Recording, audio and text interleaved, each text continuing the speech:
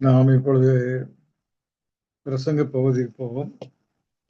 தேவனுடைய பிரதான கிருபையினாலே கர்த்தர் இயேசு கிறிஸ்து நாமத்தில் உங்கள் எல்லாருக்கும் விசேஷமான பஸ்கா பண்டிகையின் வாழ்த்துக்களை தெரிவித்துக் கொள்கிறேன். பண்டிகையை ஆசரிக்க கடவுள், இதான் நம்முடைய செய்தியின் தலைப்பாக இருக்கிறது. பண்டிகை பண்டிகை என்றாலே ஒரு குதூகலமான ஒரு உணர்வை நம்ம எல்லாருக்கும் கொடுக்கப்படும். பொதுவாக சிறு வயதிலிருந்து பல முறை பண்டிகைகளை கொண்டாடி இருப்போம். பண்டிகை வருகிறது என்று சொன்னாலே ஒரு பெரிய சந்தோஷம் நமக்கு இருக்கும். சிறுவர்களாக அந்த பெரியவர்களாக ஆகும்போது கூட அந்த பண்டிகை ஒரு சந்தோஷம் குதூகலம் இருந்து கொண்டுதான் இருந்தது. ஆனால் சத்தியம் படிக்க படிக்க அந்த பண்டிகைகளை குறித்த சில கேள்விகள் வருகிற ஆரம்பித்தது. அந்த பண்டிகைகளை ஆசிரிப்பு சரிதானா இல்லையா என்ற கேள்விகளும் வர ஆரம்பித்தது. ஒரு சமயம் அந்த பண்டிகையை ஆசரித்தாலே பெரிய தவறு என்று கருதக்கூடிய அளவுக்கு இருந்தது. நான் முதலாக தேவ ஏற்பாடிலே கிறிஸ்துமஸ் பண்டிகையை தகுந்த ஆவியோடு ஆசரிக்கலாம் என்று பைபிள் ஸ்டாண்டர்டில் வந்திருந்த பத்திரிகைகளோட வந்த செய்தியை மொழியாக்கம் பண்ணி போடும்போது அநேக பைபிள் ஸ்டூடெண்ட்ஸ், தேவ ஏற்பாடு பத்திரிகையை அநேக பைபிள் ஸ்டூடெண்ட்ஸ் படித்துக் கொண்டிருந்தார்கள். அவர்கள் எல்லாரும் என்னை கேள்வி கேட்டு எழுதியிருந்தார்கள். அப்படிப்பட்ட ஒரு தவறான எண்ணங்கள் கிறிஸ்துமஸ் கொண்டாடக்கூடாது, ஈஸ்டரை கொண்டாடக்கூடாது என்றெல்லாம் இருந்தது. இந்த காரியங்களை பற்றி படிக்கும்போது தான் நான் தேவ ஏற்பாடு பைபிள் ஸ்டாண்டர்ட் ரசல் எழுதின எழுத்துக்கள் இதெல்லாம் படிக்கும் பொழுது அதில் இருக்கிற விடுதலையை நான் உணர்ந்து அந்த காரியத்தை மொழியாக்கம் பண்ணி போட்டேன். வேதாகமத்தில் பண்டிகை என்று சொன்னாலே பழைய ஏற்பாடு காலத்தில் இஸ்ரேல் ஜனங்களுக்கு 3 பண்டிகைகளை கொடுத்திருக்கிறார். 3 பண்டிகை. அந்த 3 பண்டிகை 2வது ஸ்லைடு போடலாம். 3 பண்டிகை, அது நியாயப்பிரமாணத்தின்படி 3 பண்டிகைகள் கொடுக்கப்பட்டிருக்கிறது. அது ஆபிப் மாதம் நிசான் 14ஆம் தேதி பஸ்காவை ஆசரிக்க வேண்டும். அதை தொடர்ந்து 7 நாட்கள் புளிப்பில்லா அப்ப பண்டிகை என்று சொல்லப்பட்டிருக்க பார்க்கிறோம். அது ஆபிப் மாதம் என்பது முதல் மாதம் என்று பார்க்கிறோம், 1ஆம் மாதம் என்று பார்க்கிறோம். அடுத்தடுப்புல சிவன் என்றுதான் போட்டிருக்குது. ஆனால் அது கொஞ்சம் வித்தியாசப்படுத்தி சொல்ல வேண்டும் என்று சொல்லி நான் சீவன் என்று போட்டிருக்கிறேன். அந்த வார்த்தை பொதுவாக தவறான மதத்தில் உபயோகிக்கப்படுகிறதுனால நான் சீவன் என்று போட்டிருக்கிறேன். அது 6ஆம் தேதி 3ஆம் மாதம் அது பெந்தேகோஸ்தே பண்டிகையாக கொண்டாடப்பட்டது என்று பார்க்கிறோம். இதற்கு அறுப்பின் பண்டிகை என்றும் வாரங்களின் பண்டிகை என்றும் பெயர் இருக்கிறது. அதற்கு அடுத்தாற்போல எத்தானிம், அதாவது திஷ்வி என்ற மாதத்தில் வருகிற 10ஆம் தேதி பண்டிகை. இது பாவ நிவாரண நாள் என்ற காரியத்தில் வருகிற காரியம். அதில் கூடாரங்களின் பண்டிகை என்று பாவ நிவர்த்தி நாள் பிறகு, பாவ நிவாரண நாள் பிறகு, அல்லது ஒப்புரவாக்கும் பண்டிகை, ஒப்புரவாக்கும் நாள் என்பதற்கு பிறகு வருகிற 7 நாட்கள் அது கூடார பண்டிகை என்று படிக்கிறோம். யேசுவா கிறிஸ்துவோட ஞானஸ்தானம் எடுத்த உடனே புது சிருஷ்டியாக ஜெனிப்பிக்கப்பட்டு கூடாரத்தில் மாம்சமாய் கூடாரத்தில் 15ஆம் தேதியிலிருந்து அவர் தங்க ஆரம்பித்தார் என்று படிக்கிறோம். ஆக அது கூடாரங்களின் பண்டிகை என்று பார்க்கிறோம். இந்த 3 முக்கியமான பண்டிகைகளை நியாயப்பிரமாணத்தின்படி இஸ்ரேல் ஜனங்கள் கொண்டாடினார்கள். இந்த பண்டிகை கொண்டாடும் போது இதான் வேதாகமத்தின்படி கொண்டாடுற பண்டிகை என்று நாம் படிக்கிறோம். ஆனால் இஸ்ரேல் ஜனங்கள் வேறொரு பண்டிகையை கொண்டாடினார்கள். அது பூரீம் பண்டிகை என்று பார்க்கிறோம். அது பாபிலோனில் சிறையிருப்பில் இருக்கும் பொழுது அகாஸ்வேரு ராஜா காலத்தில் ஆமானுடைய சதி திட்டத்தினாலே யூத ஜனங்களெல்லாம் அழிக்கப்பட இருந்த நிலையில் எஸ்தருடைய மருதைக்காய் உடைய சாமர்த்தியத்தினால, எஸ்தருடைய துணிச்சல்னால அது ராஜாவோட ரெப்ரசன்ட் பண்ணி யூத ஜனங்கள் காக்கப்பட்டார்கள், ரட்சிக்கப்பட்டார்கள். அதை ஞாபகார்த்தமாக அவர்கள் பூரியம் பண்டிகை கொண்டாடினார்கள் என்று பார்க்கிறோம். அப்படி என்றால் நமக்கு நடந்த ஒரு சந்தோஷமான காரியத்தை கொண்டு அந்த அதையும் ஒரு பண்டிகையாக கொண்டாடுவதில் தவறில்லை என்று நாம் வந்து புரிந்து கொள்கிறோம். அதே போல யேசுவா கிறிஸ்து நமக்கு பிறந்தார், நமக்காக பிறந்தார்.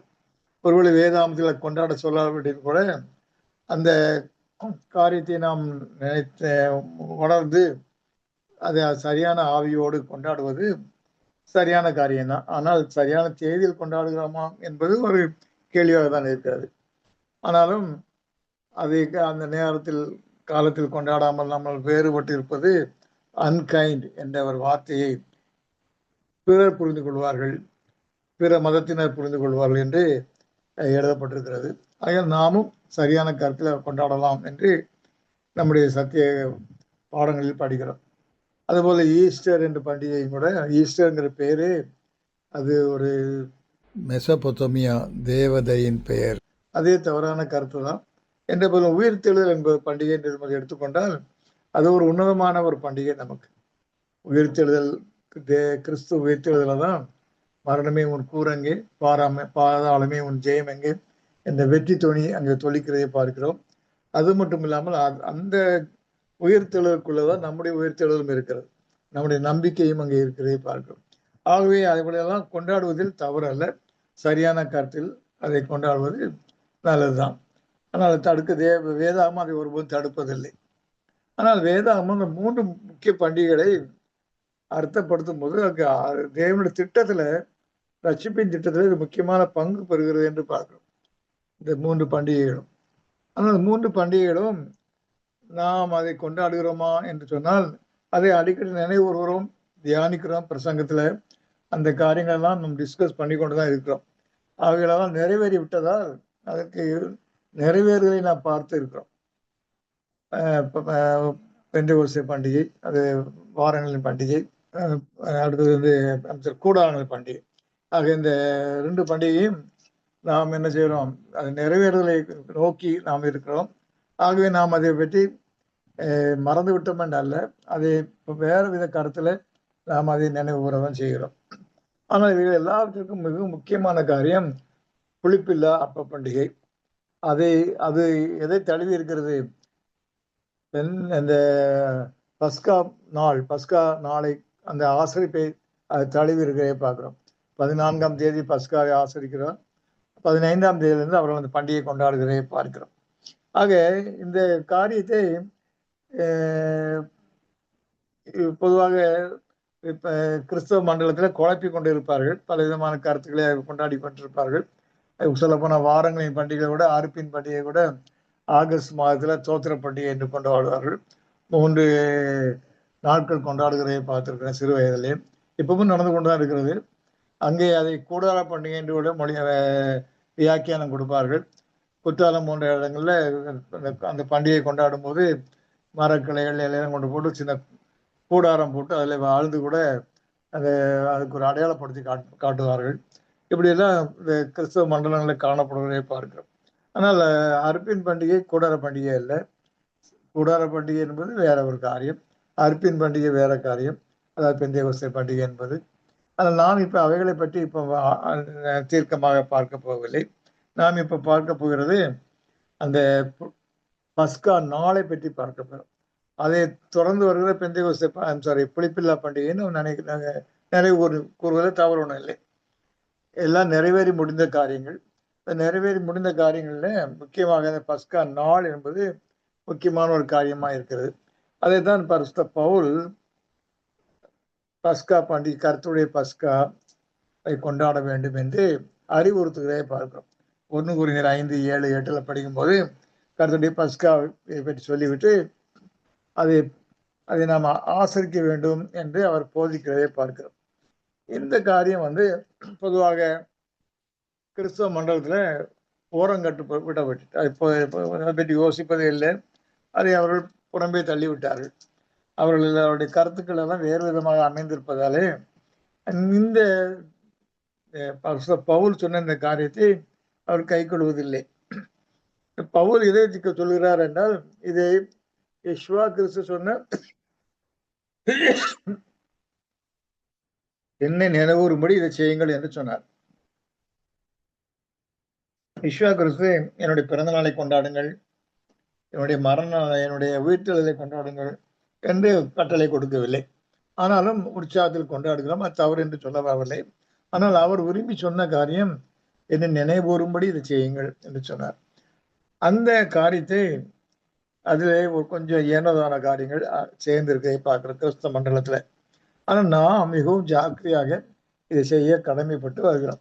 ஆக இந்த குறித்த வேளையில் செய்ய வேண்டும் என்று சொல்லி அதை வேதாகமத்தில் தெளிவாக சொல்லப்பட்டிருக்கிறது. இந்த பஸ்கா எந்த வருஷம் ஆசரிச்சாங்களோ அதுக்கு அடுத்த வருஷத்துல அந்த இஸ்ரேல் ஜனங்கள் வனாந்திரத்துல இருக்கிறார்கள். ஒரு வருஷம் கழிச்ச உடனே தேவன் அவர்களுக்கு விழிப்புணர்வு கொடுக்கிறார். எண்ணாகமம் 9ஆம் அதிகாரம் எடுத்தவர் வாசிங்க. எண்ணாகமம் 9ஆம் அதிகாரம் 1, 2, 3 வசனங்களை சத்தமாக வாசிங்கள். எண்ணாகமம் 9ஆம் அதிகாரம். அவர்கள் எகிப்து தேசத்திலிருந்து புறப்பட்ட 2ஆம் வருஷம் 1ஆம் மாதத்தில் கர்த்தர் சீனாய் வனாந்தரத்தில் மோசேயை நோக்கி, குறித்த காலத்தில் இஸ்ரவேல் புத்திரர் பஸ்காவை ஆசரிக்க கடவர்கள். இந்த மாதம் 14ஆம் தேதி அந்தி நேரமான வேளையாகிய குறித்த காலத்தில் அதை ஆசரிக்க கடவீர்கள். அதற்குரிய எல்லா கட்டளைகளின்படியேயும் முறைமைகளின்படியேயும் அதை ஆசரிக்க கடவீர்கள் என்றார்.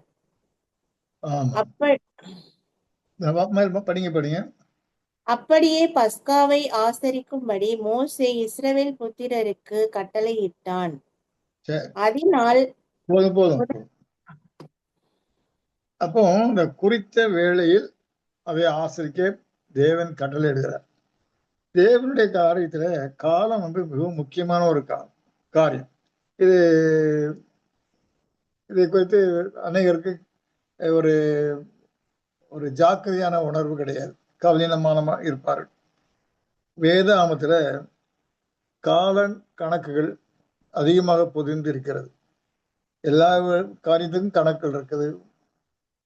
ஆக இந்த கால கணக்குகள், வருஷங்கள், கிரனாலஜி இவைகளெல்லாம் எதுக்காக கொடுக்கப்பட்டிருக்கு என்று அவர்களுக்கு தெரியாது, யோசிப்பது கிடையாது. நானும் சிறு வயதுல இந்த கால கணக்குகள் வரும்போது இவனை பெற்றான் வரும்போது ஒமிட் பண்ணிட்டு போயிடுவேன்.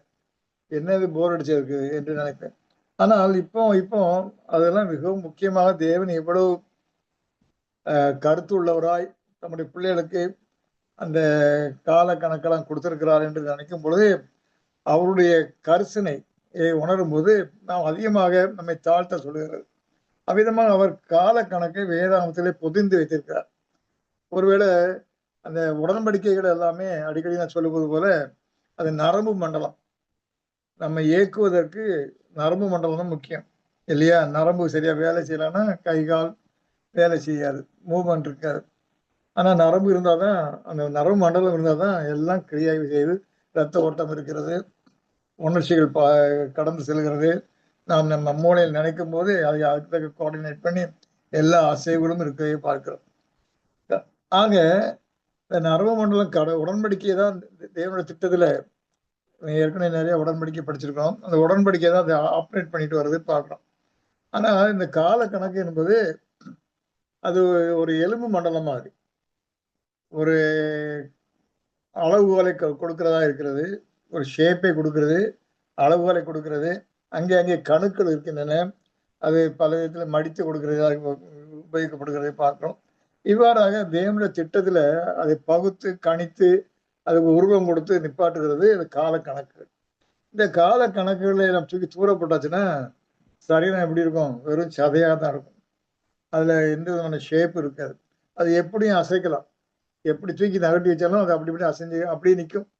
வலது பக்கம் தள்ளினா வலது பக்கம் சாஞ்சி நிற்கும், இடது பக்கம் தள்ளினா இடது பக்கம் சாஞ்சி நிற்கும். அதுக்கு எந்த விதமான ஒரு சக்தியோ ஒரு ஷேப்போ அல்லது ஒரு பலமோ இல்லாமல் இருக்கும். ஆக சாத்தான் அதை தான் நினைச்சுட்டான், அந்த கால கணக்குகளை கிறிஸ்தவ மண்டலத்திலிருந்து எடுத்து போட்டுட்டான். கிறிஸ்தவ மண்டலத்திலிருந்து எடுத்து போட்டாச்சுன்னா வேத வசனங்களை எப்படி நினைச்சிடலாம், மாத்தி மாத்தி பேசலாம், எப்படி எங்கேயும் கொண்டு பொறுக்கலாம். தவறான கருத்துக்களுக்கு அவன் தன்னுடைய வசதி போல சாத்தான் வியாக்கியானம், அவன் வேதத்தை வியாக்கியானம் பண்ணிக்கொண்டே தான் இருப்பான். அவனுடைய ஆட்கள் தான் நிறைய பிரசங்கியாளர்களா இருக்காங்க. அந்த பிரசங்கிகள் மூலம் அவன் அந்த வேதத்தை ட்விஸ்ட் பண்ணி, தமிழ் என்ன இருக்கு, திருக்கி திருகி பேசி வச்சு கருத்துக்களை தவறான முறையில் வியாக்கியானம் பண்ணி கொண்டே இருப்பதை பார்க்கிறோம். ஆனால் இந்த கால கணக்குங்கிற ஒரு காரியத்தை உள்ள வச்சாச்சுன்னா அதுக்கு ஒரு பர்டிகுலர் ஷேப், பர்டிகுலர் பிளேஸ், ஒரு பர்டிகுலர் இடத்துல தான் வைக்க முடியும், பர்டிகுலர் கருத்துல தான் உபயோகிக்க முடியும், பர்டிகுலர் பலத்தை தான் கொடுக்கும், பர்டிகுலர் அர்த்தத்தை தான் கொடுக்கும். அப்படிப்பட்ட ஒரு கணிப்பு ஒரு அங்கே இருக்கதை பார்க்கிறோம். ஆகவே தான் சாத்தானுடைய முழு எண்ணமும் முதல்ல கால கணக்கை தூக்கி போட வேண்டியது, உடன்படிக்கை காரியங்கள் நரம்பு மண்டலத்தையும் தூக்கி தூர போட வேண்டியது, அதை வேறு விதத்தில் செயலாற்ற வேண்டியது, இவ்விதமான பல குழப்பங்களை உண்டாக்கி கொண்டு இருக்கிறதை பார்க்கிறோம். தேவனுடைய பெரிதான கிருபையினாலே நமக்கு இந்த கருத்துக்கள் எல்லாம் தெளிவடைக்கும்படி தேவன் தம்முடைய தூதனை கொடுத்து நமக்கு இதை விளங்கி கொடுத்ததற்காக தேவனுக்கு நம்ம ஸ்தோத்திரம் செலுத்த கடமைப்பட்டு இருக்கிறோம். இப்போ தேவன் எல்லாவற்றையும் குறித்த காலத்தில் செய்கிறார். Due time. இந்த டியூ டைம் என்பது தேவனுடைய காலத்துல மிக முக்கியமான ஒரு காரியம். அங்கே கரெக்டா சொல்றாரு. அதை இன்ட்ரோடியூஸ் பண்ணது, பஸ்காவை முதல் இன்ட்ரோடியூஸ் பண்ணது தேவன் எகிப்துல. ஒரு வருடம் கழித்து உடனே சொல்லிட்டாரு டியூ டைம் குறித்து. அதை 2-3 மாசம் வாசிக்க முடியல, 2 இடம் குறித்த வேலையை வந்துட்டு குறித்த வேளையில் என்று சொல்லுகிறதை பார்க்கிறோம். அந்த குறித்த வேலை என்பது மிகவும் முக்கியம் என்று உணர செய்கிறது. சத்தியம் படிக்க படிக்க உணர செய்கிறது. இந்த குறித்த வேலை இல்லாம தான் இந்த குட் ஃப்ரைடே, ஈஸ்டர் எல்லாம் அவங்க வசதி போல ஒரு பண்டிகை வைத்துக்கொண்டு, வசதி போல கருத்துக்களை தெரிவித்துக் கொண்டு, அடுத்தாற் போல இந்த ஞாபகார்த்தத்தையும், அது கம்யூனியன், நற்கரணை, அதெல்லாம் எந்த ராபோஜனை சொல்லுவாங்க. ஆனால் அது எப்பவுமே எடுப்பாங்க, என்றைக்கும் எடுப்பாங்க. ஒவ்வொரு நாளும் எடுக்கிற ஊர் கூட இருக்குது. நாசரேத்துங்கிற ஒரு ஊர்ல டெய்லி மார்னிங் 5 மணிக்கு டெய்லி மார்னிங் கம்யூனியன் எடுப்பாங்க. சில ஊர்ல எவ்ரி சண்டே, சில ஊர்ல மாதத்துக்கு ஒரு தடவை, அல்லது சில ஊர்ல கல்யாணம் ஆனோன்னு பொண்ணு மாப்பிள்ளைக்கு திருவிருந்து, இப்படி அதை கலப்படமாக்கி அதுக்கு அர்த்தத்தையே மங்க செய்து அதை வேறு விதமாக திருப்பி கொண்டு போயிட்டார். இது ஒரு பிளாஸ்பெமி என்று சொல்லலாம். அது அருக்களிப்பு என்று சொல்லப்பட்டிருக்கு வேதத்துல. இவ்விதமாக ஒரு அருக்களிப்பாக ஆக்கிவிட்டார் என்று பார்க்கிறோம். அதனால் அந்த குறித்த வேலை என்பது முக்கியம். ஆகவே தான் நாம் என்ன செய்கிறோம், அந்த குறித்த வேலை கண்டுபிடிக்கிறதுக்கு தான் பிரயாசப்படுகிறோம்.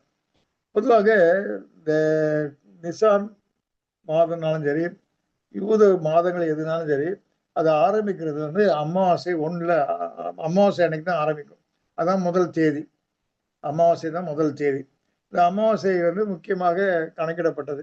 இந்த அமாவாசை கணக்கிடுவதற்கும் அவர்கள் பலவிதமான முறையில பிறை, தேய்பிறை, வளர்பிறை எல்லாம் கணக்கு பார்த்து எந்த சமயத்துல அந்த அமாவாசை முழுமையாக ஒளி விடாமல் இருக்கிறது என்று பார்த்து டேட்டை ஃபிக்ஸ் பண்ணுவாங்க. இதுலயும் கூட நாள் கணக்குல போற போக்குல ஒரு தெளிவு இல்லாமல் அதுல பலவிதமான குழப்பங்கள் இருந்தது. ஆகவேதான் அது ரசல் இதை கணிப்பதற்கு ஒரு விஞ்ஞான ரீதியில் ஒரு கணிப்பை கொடுத்திருக்கிறார். நாம் அதை அடுத்த ஸ்லைட்ல பார்க்கலாம். இந்த படத்தை நான் ஏற்கனவே உங்களுக்கு அனுப்பி வைத்திருக்கிறேன். நீங்க ஏற்கனவே பார்த்திருப்பீர்கள். இது புதிதான படம் இல்லை உங்களுக்கு. ஆனால் இந்த விளக்கம் சொல்வதற்காக தான் இதை எடுத்திருக்கிறேன். அதாவது பாஸ்டர் ரசல் கொடுத்த கணிப்பு ஆரம்ப காலத்துல தேவ ஏற்பாடு ஆரம்பிச்ச போது இந்த பஸ்கா டேட்டை பற்றி பப்ளிஷ் பண்ண உடனே எனக்கு உடனே அதை கேட்டு கிரிட்டிசைஸ் பண்ணி விமர்சித்து வருகிற கேள்விகளெல்லாம் இந்த பைபிள் ஸ்டூடெண்ட்ஸ் தான் வரும். இந்த பைபிள் ஸ்டூடெண்ட்ஸ் வேற ஒரு நாள்ல ஆசரிப்பாரு. இது இந்த நாம் ஆசரிப்பதற்கு சற்று முன்பு அல்லது பின்பு அதை ஆசரிப்பார்கள். சில சமயங்கள்ல 25 days கூட டிஃபரன்ஸ் இருக்கும் அவங்க ஆசரிக்கிறதுக்கும் நாம் ஆசரிக்கிறதுக்கும். சில சமயங்களில் 1 நாள் 2 நாள் வித்தியாசத்துல வரும். அவர்கள் ஆசரிப்பார்கள். அவர்களுடைய கால்குலேஷன் கணக்கு போடுற காரியம் சற்று வித்தியாசமாக இருக்கும். ஆகவே அவர்கள் கேள்வி கேட்டு எழுதுவார்கள். இது இப்படித்தானே, அது அப்படித்தானேன்ட்டு. அவர்கள் அந்த காலத்துல கொஞ்சம் அதிக சவுண்ட்ல கொடுப்பாங்க. சவுண்ட் கொடுத்து ஆர்கியூ பண்ணிக்கிட்டே இருப்பாங்க. ஆனால் இப்போ அவ்வளவு தூரம் அவங்க பண்றது கிடையாது. ஏனென்றால் நம்மிடத்துல அதிகமாக தேவ ஏற்பாடு சத்தியம் அதிகமாக நிறைந்து விட்டதால இந்த அதிக காரியங்கள் நம்மிடத்துல ஆர்கியூ பண்றது கிடையாது. அவர்கள் கேட்டுக்கொண்டு அமைதியாக இருக்கிறார்கள். ஆனால் மாறிவிட்டார்கள் என்றால் அவர்கள் மாறவில்லை. ஆனால் தேவன் அவருக்கு வெளிச்சத்தை ஒரு காலத்துல கொடுப்பார் என்று நம்புகிறோம். இந்த காரியம் ரசல் கொடுத்த காரியம். ரசல் கொடுத்த காரியம்னு சொன்னோன்னா அவங்களும் ரசலை பின்பற்றி வந்தவங்க தான். ஆனால் இடை செருகு மாதிரி பல விதமான கருத்துக்களுள்ளே வந்து அவர்கள் அதை வெளியே போய்விட்டார் என்று பார்க்கிறோம். இந்த படத்துல படி பார்க்கும்போது நம்ம வருஷத்துல 2 தடவை சம இரவு பகல் வரும். அது சம ராத்திரி பகல் என்று சொல்லுவோம். அதுக்கு ஆங்கிலத்துல ஈக்குனாக்ஸ் என்று பெயர். வருஷத்துல 2 இடம் வரும். அந்த 2 இடத்துல ஒரு தடவை அந்த வின்டர்ல வருது. வின்டர்ல அது வருகிறதே பார்க்கிறோம். அது நம்முடைய வின்டர் அல்ல, அது வந்து இஸ்ரேல் தேசத்துக்குரிய வின்டர் இல்லையா? வேற மேல் நாடுகளில் வின்டரும் அது கொஞ்சம் ஒத்து வரும். நம்முடைய வின்டர் வந்து டிசம்பர், ஜனவரி, பிப்ரவரி வின்டர் ஆயிடுது. நமக்கு மார்ச் வரைக்கும் வின்டர் போவது கிடையாது. மார்ச்சுக்கு கிட்ட வரும்போது நமக்கு சம்மர் ஆரம்பிச்சிருது. ஆனால் அந்த இடங்கள்ல வின்டர் என்பது மார்ச்சும் வின்டருக்குள்ள வருகிறது. ஆக வின்டர்ல உள்ள சம்மர் ராத்திரி நாள் இதை கண்டுபிடிக்கணும்.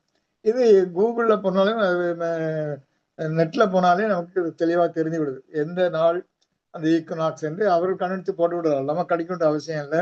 அதன்படி பார்க்கும்போது அந்த மார்ச் 20ஆம் தேதி ஒரு ஆரோ கொடுத்துருக்கேன் இல்லையா? அந்த சார்ட்ல அந்த மார்ச் 20ஆம் தேதி அந்த வின்டருடைய ஈக்குனாக்ஸ் அது சம இரவு பகல் நிகழ்கிறதை பார்க்கிறோம். எப்பவுமே நம்ம நாள்ல ஒரு நாளும் பகலும் இரவும் ஒரே சம அளவுல இருப்பது கிடையாது. வருஷத்துல 2 தடவை தான் இருக்கும். இது ஒன்று மார்ச்ல வருது, ஒன்று செப்டம்பர் பக்கம் வரும் நினைக்கிறேன். ஆக இந்த மார்ச்ல வருகிற காரியத்தை நாளை பிரதர் எடுத்துக்கொள்ள சொல்லியிருக்கிறார். ஏன்னா அங்கதான் இஸ்ரேல் தேசத்தினுடைய கேலண்டர் முதல் மாதம் மார்ச் மாதம் கிட்ட தான் ஆரம்பிக்குது. ஆகவே அவர் அதை எடுக்க சொல்லி அந்த சம ராத்திரி சம பகல் அந்த நாள் எந்த நாள் கண்டுபிடித்து அதற்கு அருகாமையில் இருக்கிற அமாவாசையை நிசான் மாதம் 1 தேதியாக எடுத்து சொல்கிறார். எப்பவுமே அந்த ஈக்குனாக்ஸ்க்கு பக்கத்துல முன்னையும் பின்னையும் அமாவாசை வரதான் செய்யும். அந்த அமாவாசையில சில சமயங்களில் பின்னால் வர அமாவாசை அந்த ஈக்குனாக்ஸ் பக்கத்துல இருக்கும். முன்னால வர அமாவாசை அதிக நாள் முன்னாலே இருக்கும். ஆனா இந்த தடவை முந்தின அமாவாசை ஈக்குனாக்ஸ் பக்கத்துல இருக்கு. அதனால அவர் கொடுத்த ஆலோசனைப்படி ஈக்குனாக்ஸுக்கு எந்த அமாவாசை பக்கத்துல இருக்கோ அதை நிசான் 1ஆக எடுத்துக்கொள்ளுங்கள் என்று சொல்லியிருக்கிறார். அப்போ நிசான் 1 பிக்ஸ் பண்ணியாச்சுன்னா அதுல இருந்து 14ஆம் தேதியை கண்டுபிடிக்க முடியும் இல்லையா? அந்த 14ஆம் தேதி 31ஆம் தேதி வருகிறதை பார்க்கிறோம் இல்லையா? 31ஆம் தேதி வருகிறதை பார்க்கிறோம். அப்போ 31ஆம் தேதி 6 மணிக்கு தான் அவர்களுடைய நாள் ஆரம்பிக்குது. அவருடைய நாள் வந்து ஒரு நாள் வந்து சாயங்காலம் 6 மணிலேருந்து அடுத்த நாள் சாயங்காலம் 6 மணி வரைக்கும். இப்போ 31ஆம் தேதி 6 மணிலிருந்து சாயங்காலம் 6 மணிலிருந்து ஏப்ரல் 1 நமக்கு அதுல சாயங்காலம் 6 மணி வரைக்கும் இருக்கிறது நிசான் 14 என்று நான் பார்க்கிறோம். அப்போ நம்ம 2 சாயங்காலம் இருக்குது. இப்ப இஸ்ரேல் ஜனங்களுடைய கேலண்டர் டேட் படியே அவங்களுக்கு எப்பவுமே 2 சாயங்காலம் உண்டு. முந்தின நாள் சாயங்காலம், அதுக்கு பிறகு வருகிற சாயங்காலம். அப்போ நமக்கு எந்த சாயங்காலத்தை எடுத்துக்கொள்ள சொன்னால் அதுல முதல் சாயங்காலம் என்று வேதத்துல போடப்பட்டிருக்கிறது. ஆக முதல் சாயங்காலம்னு சொல்லும்போது இப்போ 31ஆம் தேதி 6 மணிக்கு பிறகு வருகிற சாயங்காலம் இதுதான் குறித்த வேலை. இப்ப குறித்த வேலையிலே அதை ஆசரிக்க வேண்டும் என்று எண்ணாமத்துல இப்ப படிச்சோம். அது எதை? ஞாபகார்த்தத்தை குறித்த வேளையிலே ஆசரிக்க வேண்டும். நிசான் 14ஆம் தேதி ஆசரிக்க வேண்டும். இதே சிலர் நிசான் 15ஆம் தேதி, பைபிள் ஸ்டூடெண்ட்ஸ் சிலர் நிசான் 15ஆம் தேதியை கொண்டாடுகிறார்கள். 15ஆம் தேதி வந்து அது வந்து புளிப்பில்லா அப்ப பண்டிகை ஆரம்பித்து விடுகிறது.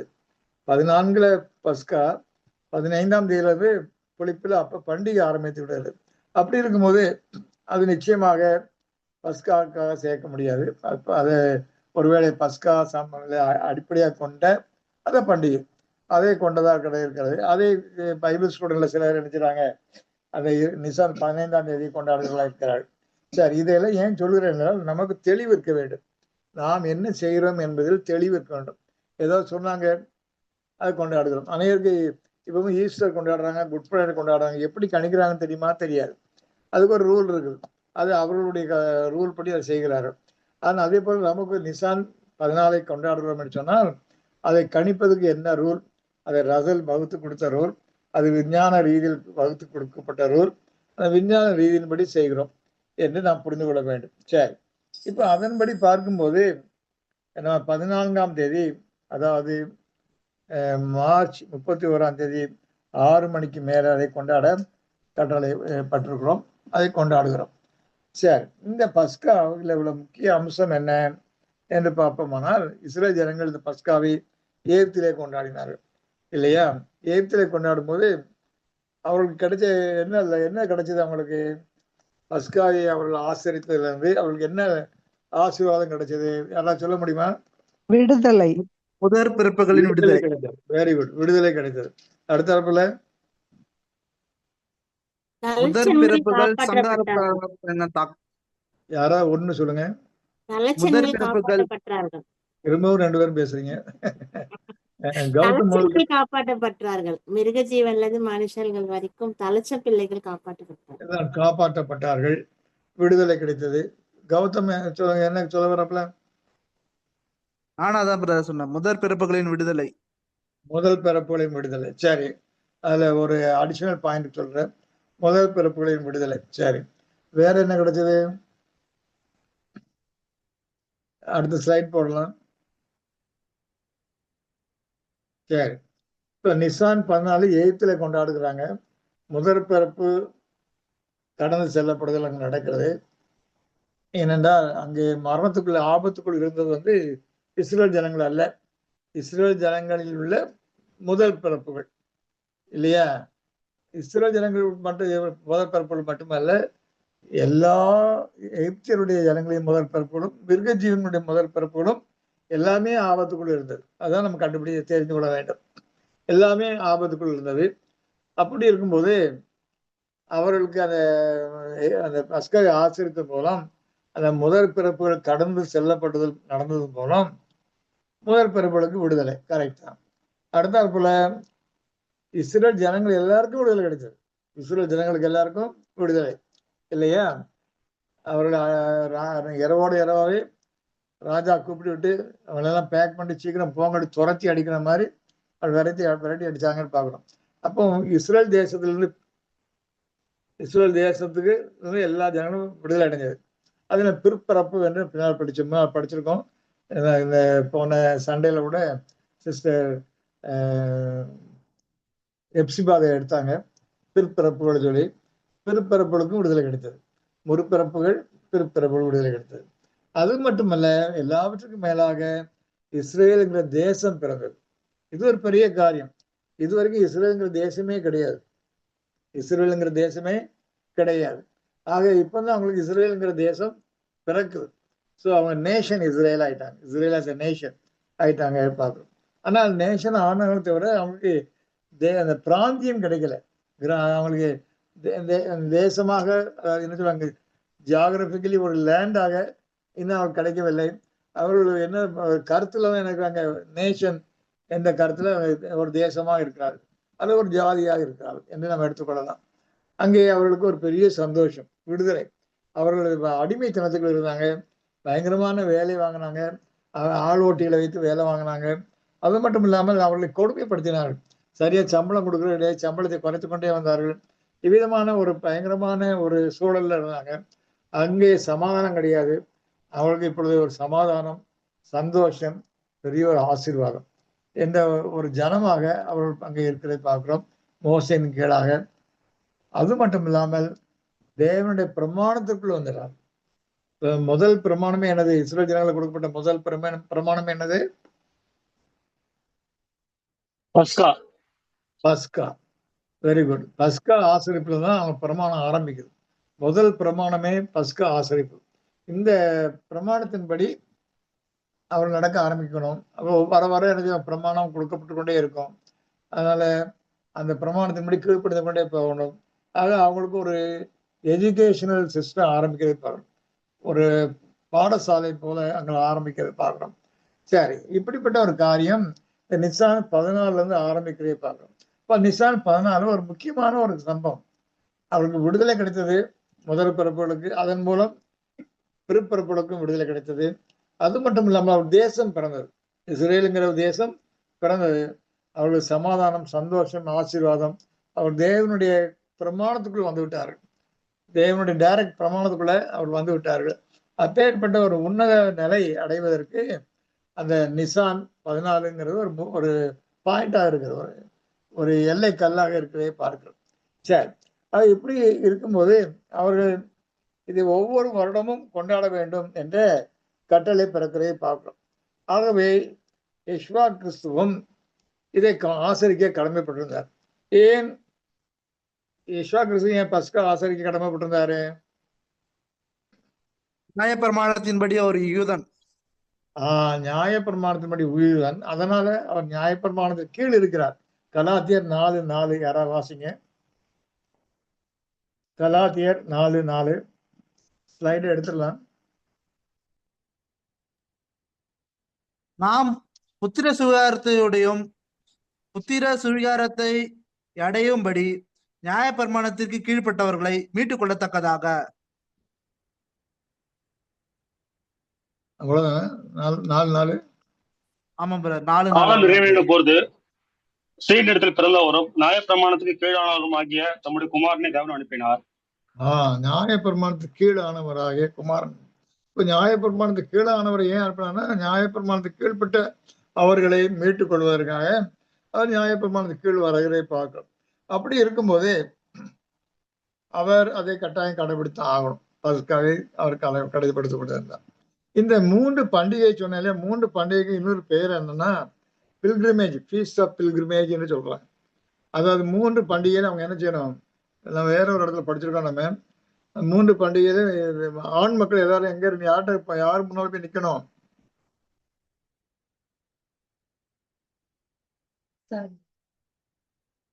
யாவே தேவனுக்கு முன்பாக போய் நிக்கணும்.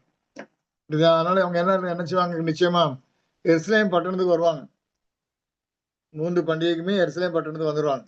அதான் பில்கிரிமேஜ்னு சொல்லப்பட்டிருக்கு. அதனால நடந்துதான் வருவாங்க, மேடு பள்ளம் இருக்கும். அதனால அவருடைய வாழ்க்கை வந்து பில்கிரிமேஜ் என்று அந்த 3 பண்டிகையில அவங்க அறியப்பட்டார்கள்.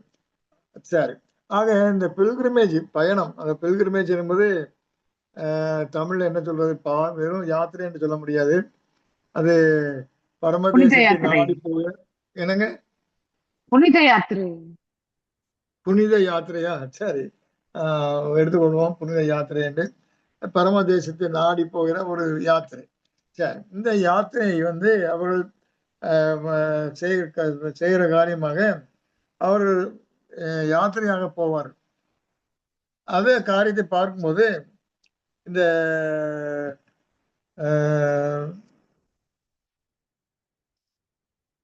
நம்ம கிறிஸ்தவ வாழ்க்கையை பார்க்கும்போது இது ஒரு பெரிய ஒரு யாத்திரை என்பதை நமக்கு அர்த்தப்படுத்துகிறதே இருக்கிறது. யாத்திரையில் நாம் போக வேண்டும், யாத்திரை நமக்கு அர்த்தப்படுத்துகிறது.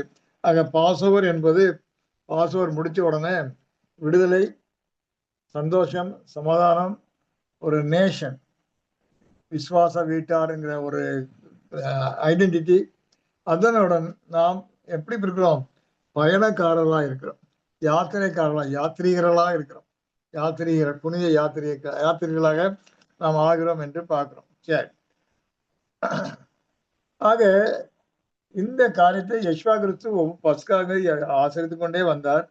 ஆசரித்துக் கொண்டே வரும்போதுதான் இந்த அவர் மரணத்துக்குள்ள காரியத்துக்கும் அது ஒப்பிட்டு அந்த இடத்தையும் அதை நிறைவேற்றுவதை பார்க்கிறோம்.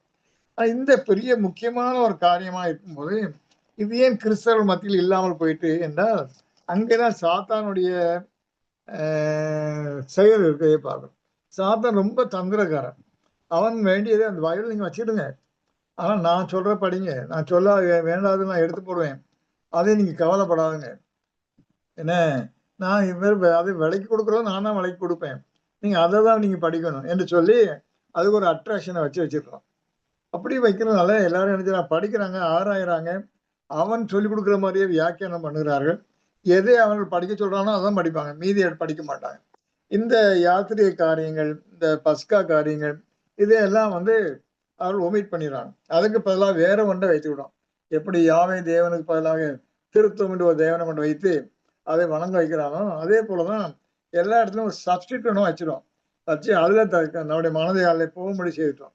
அப்படிதான் என்ன செய்துதான் இந்த பஸ்கா காரியங்களெல்லாம் எடுத்து போட்டு பரிசுத்த நற்கருணை, கத்தோலிக்கர்ல அது என்ன சொல்லுவாங்க, மாசா என்ன சொல்லுவாங்க, யாராவது சொல்லுங்க. கத்தோலிக்கர்ல என்ன சொல்லுவாங்க?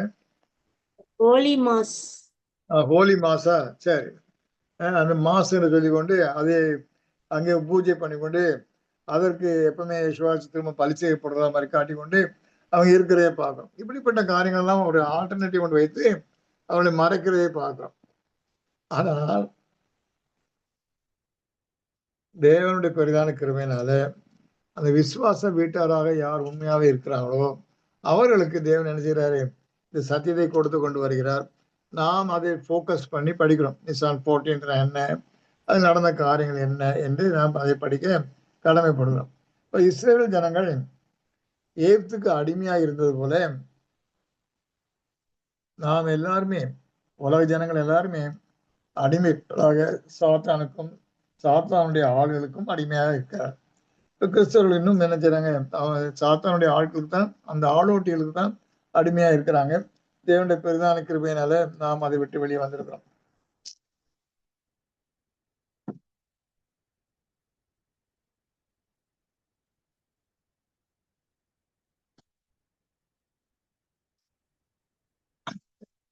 இப்படி வெளியே வரக்கூடாதபடி தடுத்து கொண்டு இஸ்ரேல் ஜனங்கள் வெளியே போகாதபடி மோசே போய் கேட்கிறான் இல்லையா, எங்க ஜனத்தை என்ன செய்யணும், வெளியே விடு, நாங்க யாவே தேவனே பலி செலுத்தி வாங்க ஆராதிக்கணும் என்று சொல்லி எல்லாரும் போகணும்னு கேட்கிறான். அவன் பார்வன் மறுக்கிறான். அது மட்டும் இல்லாமல் என்ன சொல்றான், கொஞ்ச நேரத்துல ஆண்கள் மட்டும் போங்கங்கிறான், பிறகு மாடுகள்லாம் விட்டுட்டு போங்கங்கிறான். இப்படி ஒவ்வொருவரா சொல்லி சொல்லி பார்க்கிறான். ஆனா மோசே பிடிவாதமாக எல்லாரும் போக வேண்டும் என்று இருக்கிறதை பார்க்கிறான். இதெல்லாம் நீங்க வாசித்து பார்த்தீங்கன்னா இந்த சம்பாஷணை ரொம்ப இன்ட்ரெஸ்டிங்கா இருக்கும். அதெல்லாம் பார்க்கிறோம். அதற்கு பிறகு தேவன் அங்கே வாதிகளை அனுப்புறதை பார்க்கிறோம். 10 வாதிகள் அனுப்புறதை பார்க்கிறோம். அதுல 3 வாதிகள் பொதுவான வாதிகள். இஸ்ரேல் ஜனங்களுக்கும் அந்த வாதி இருந்தது, எகிப்தியருக்கு இருந்தது என்று பார்க்கிறோம். அடுத்தாற் போல மீதி 6 வாதைகள் இஸ்ரேல் ஜனங்களுக்கு கிடையாது, யாருக்கு மட்டும் இருந்தது, எகிப்தியருக்கு மட்டும் இருந்தது என்று பார்க்கிறோம். 10வது வாதை எல்லாருக்கும் உண்டு. ஆனால் இஸ்ரேல் ஜனங்கள் அதை விலகி இருக்க வேண்டும் என்றால், இந்த வாதையினாலே பாதிக்கப்படாது இப்படி இருக்க வேண்டும் என்றால் அவர் சில காரியங்களை செய்ய வேண்டும் என்று சொல்லி தேவன் போதிக்கிறே பார்க்கிறோம். இந்த வாதைகள் காரியத்துல பார்க்கும்போது இந்த இஸ்ரேல் ஜனங்கள் விதமாக தாங்கள் காக்கப்படுகிறனாலையும் அந்த வாதைக்குள்ள ஆகாம இருக்கிற மீதி இந்த 6 வாதைகள் இருக்கிறதை பார்த்து அந்த எகிப்து ஜனங்கள் கூட சிலர் நினைச்சாங்க இந்த கண்டிஷன்ஸ்ல நடந்து கொண்டாங்க என்று பார்க்கணும். இவருடைய கல்மலையை பற்றி பேசும்போது யாத்ராகமம் 9ஆம் அதிகாரம் 20ஆம் வசனம், யாத்ராகமம் 9ஆம் அதிகாரம் 20ஆம் வசனம், பார்வோனுடைய ஊழியக்காரரில் எவன் கர்த்தருடைய வார்த்தைக்கு பயப்படானோ அவன் தன் வேலைக்காரரையும் தன் மிருக ஜீவன்களையும் வீடுகளுக்கு ஓடி வர பண்ணினான். அவர்களும் தங்களை காத்து கொண்டார்கள். மோசேயும் ஆரோனும் பார்வோன்ட பேசுகிறதை பார்த்துட்டு அதை கேள்விப்பட்டு அவர்களும் ஜாக்கிரதையா என்ன முன்னெச்சரிக்கையா நடந்து கொள்வதை பார்க்கிறோம். ஆக இந்த 10வது வாதியை கூட தலைச்சன் சங்கரிக்கப்படுற காரியத்தோட சில எகிப்தியர்கள் தங்களை காத்து கொண்டிருக்கலாம். சரி, அதை பற்றி நாம் அதிகமாக டிஸ்கஸ் பண்ண அவசியம் இல்லை. ஆனாலும் அவர்களும் அந்த விசுவாசத்துக்கு நடக்க வந்தாங்க என்று பார்க்கிறோம். ஏனென்றால் எகிப்தியர் விட்டு இஸ்ரேல் ஜனங்கள் கிளம்பும் போது சில எகிப்தியரும் இஸ்ரேல் ஜனங்களோட பிரயாணப்பட்டு போனார்கள் என்று பார்க்கிறோம். சரி, இப்போ 10வது வாதை வரும்போது அங்கே ஒரு கண்டிஷன் போடுறதே பார்க்கணும். தேவன் அவர் என்ன செய்யறாரு தேவன் ரத்தம் பூசுவதை பற்றி அங்கே போதிக்கிறதை பார்க்கிறோம் இல்லையா. எகிப்தியர்ல முதல் மகன் இறந்து போய் விடுவான். அதுல இருந்து காக்கப்பட வேண்டும் என்றால் அவர்கள் என்ன செய்யணும், 10ஆம் தேதி ஒரு ஆடை தெரிந்து கொள்ள வேண்டும். அந்த 10ஆம் தேதி ஆடை தெரிந்து கொண்டு அதை 14ஆம் தேதி அதை அடித்து அந்த ரத்தத்தை நிலைக்கால்களிலும் மேல் சட்டத்திலையும் அதை பூச வேண்டும். அவர் உள்ளே இருந்து அதன் மாம்சத்தை சாப்பிட வேண்டும். அது சாப்பிடுவதற்கும் பல கட்டளை இருக்கு. எப்படி அவிச்சு சாப்பிடக்கூடாது, அதை பச்சையாகவும் சாப்பிடக்கூடாது.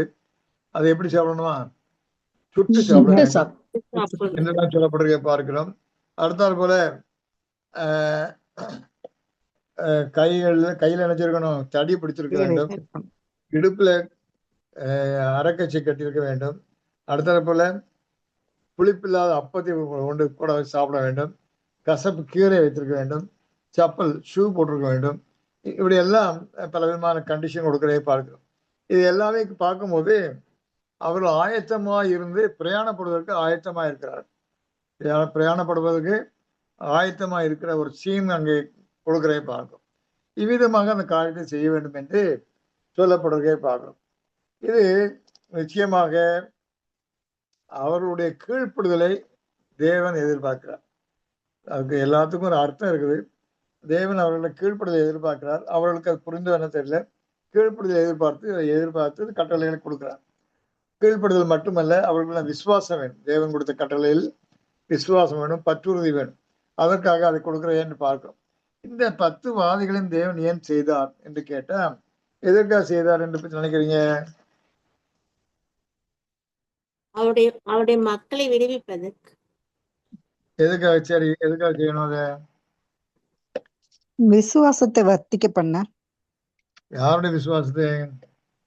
இஸ்ரேல் மக்களோட விசுவாசம். பார்த்தீங்களா? எல்லாம் முழுமையா சொன்னாதான் ரொம்ப சந்தோஷமா இருக்கும். ஒன் வேர்ட் ரிப்ளையா கொடுக்குறீங்க இல்லையா?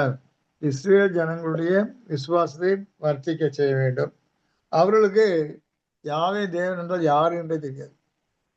கேள்விப்பட்டிருக்காங்க, ஆபிரகாம், ஈசாக்கு, யாக்கோபு மூலம் கேள்விப்பட்டிருப்பாங்க.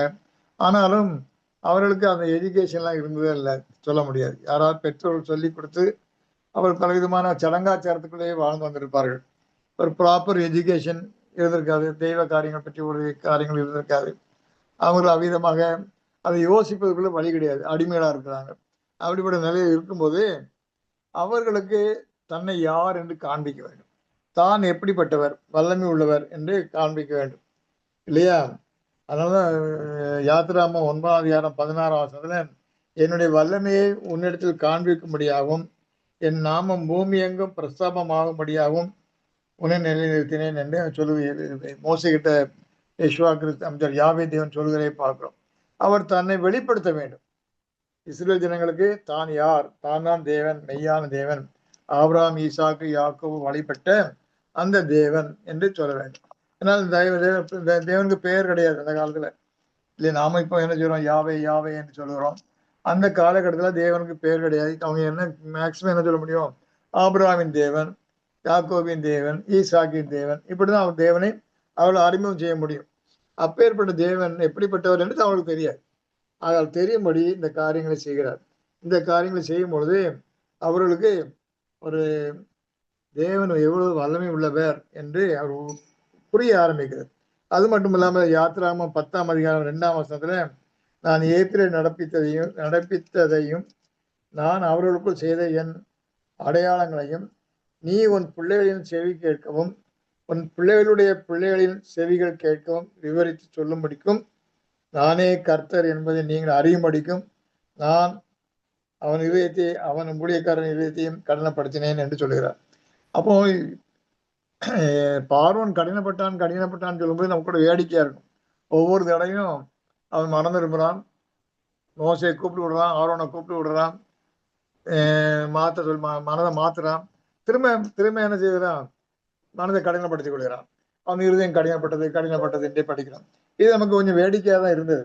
ஆனாலும் அந்த காலகட்டத்தை எடுத்து பார்த்தோம்னால் நம்முடைய யாவே தேவன் எவ்வளவு உயர்ந்தவர், எவ்வளவு வல்லமை உள்ளவர் என்று அவர்கள் அறியும்படிக்கு இந்த காரியம் செய்யப்பட்டது. ஆக நானே கர்த்தர் என்பதை நீங்கள் அறியும்படிக்கும் இஸ்ரேல் ஜனங்களும் அறியணும், அந்த பூமியில ஜனங்களும் என்ன செய்யணும்? அறியணும் இல்லையா? அவன் ஊழியக்காரன் நிலையத்தை கடினப்படுத்தினான் சொல்லி பார்வோன் கடினப்படுத்தினான் என்று சொல்லப்படுறதை பார்க்கிறோம். அப்படி இருக்கையில தேவன் எல்லாவற்றையும் ஞானமாக நல்லதுதான் செய்து வருகிறார். இஸ்ரேல் ஜனங்களுக்கு ஒரு பெரிய படிப்பினையை கொடுத்து கொண்டே வருகிறதை பார்க்கிறோம் இல்லையா? அப்போ அவர்களுடைய ஒரு சின்ன ஒரு டெஸ்ட் முதல்ல வைக்கிறார். அவர்களை வழியை பிடிச்சு கொண்டு வருவதற்கு ஒரு டெஸ்ட், கீழ்ப்படியுதல். ஏன்னா ஏதோ ரத்த ஆடை வெட்டணுமா, ரத்தத்தை பூசணுமா, சங்கார தூரம் விட்டு தப்பிச்சு போய் ஒன்றும் செய்ய மாட்டாராம், மற்றவங்களை கொண்டு போட்டுருவாராம் பூசாத வீடு என்று சொல்லி சிலர் இருந்திருக்கலாம் இளக்காரமாக அதை அசட்டை பண்ணி கூட இருந்திருக்கலாம். அப்படி இஸ்ரேல் ஜனங்கள் வீட்டில் யாராவது இருந்திருந்தாங்கன்னா நிச்சயமா அவங்களுடைய மூத்த மகன் செத்து போயிருப்பான், தலைச்சன் மகன் செத்து போயிருப்பான். மேலும் அவர்கள் கண்கூடாக தங்களுடைய அந்நியர்களாக அயல் வீட்டாராக இருக்கிற எகிப்தியர் வீட்டில் அந்த காரியம் நடக்குது. அது சிறுவன் ஒரு பாமரை எளியவன் வீட்டில இருந்து ராஜாவின் வீட்டு வரைக்கும் மூத்த தலைச்சர்கள்லாம் செத்து போனாங்க என்று பார்க்கணும். இந்த காரியங்களை பார்க்க பார்க்க இஸ்ரேல் ஜனங்களுக்கு ஒரு பயமும் திகிலும் உண்டாயிருக்கும். கர்த்தருக்கு மேல ஒரு ரெவரன்ஸ் போற்றும் பயபக்தி உண்டாயிருக்கும்.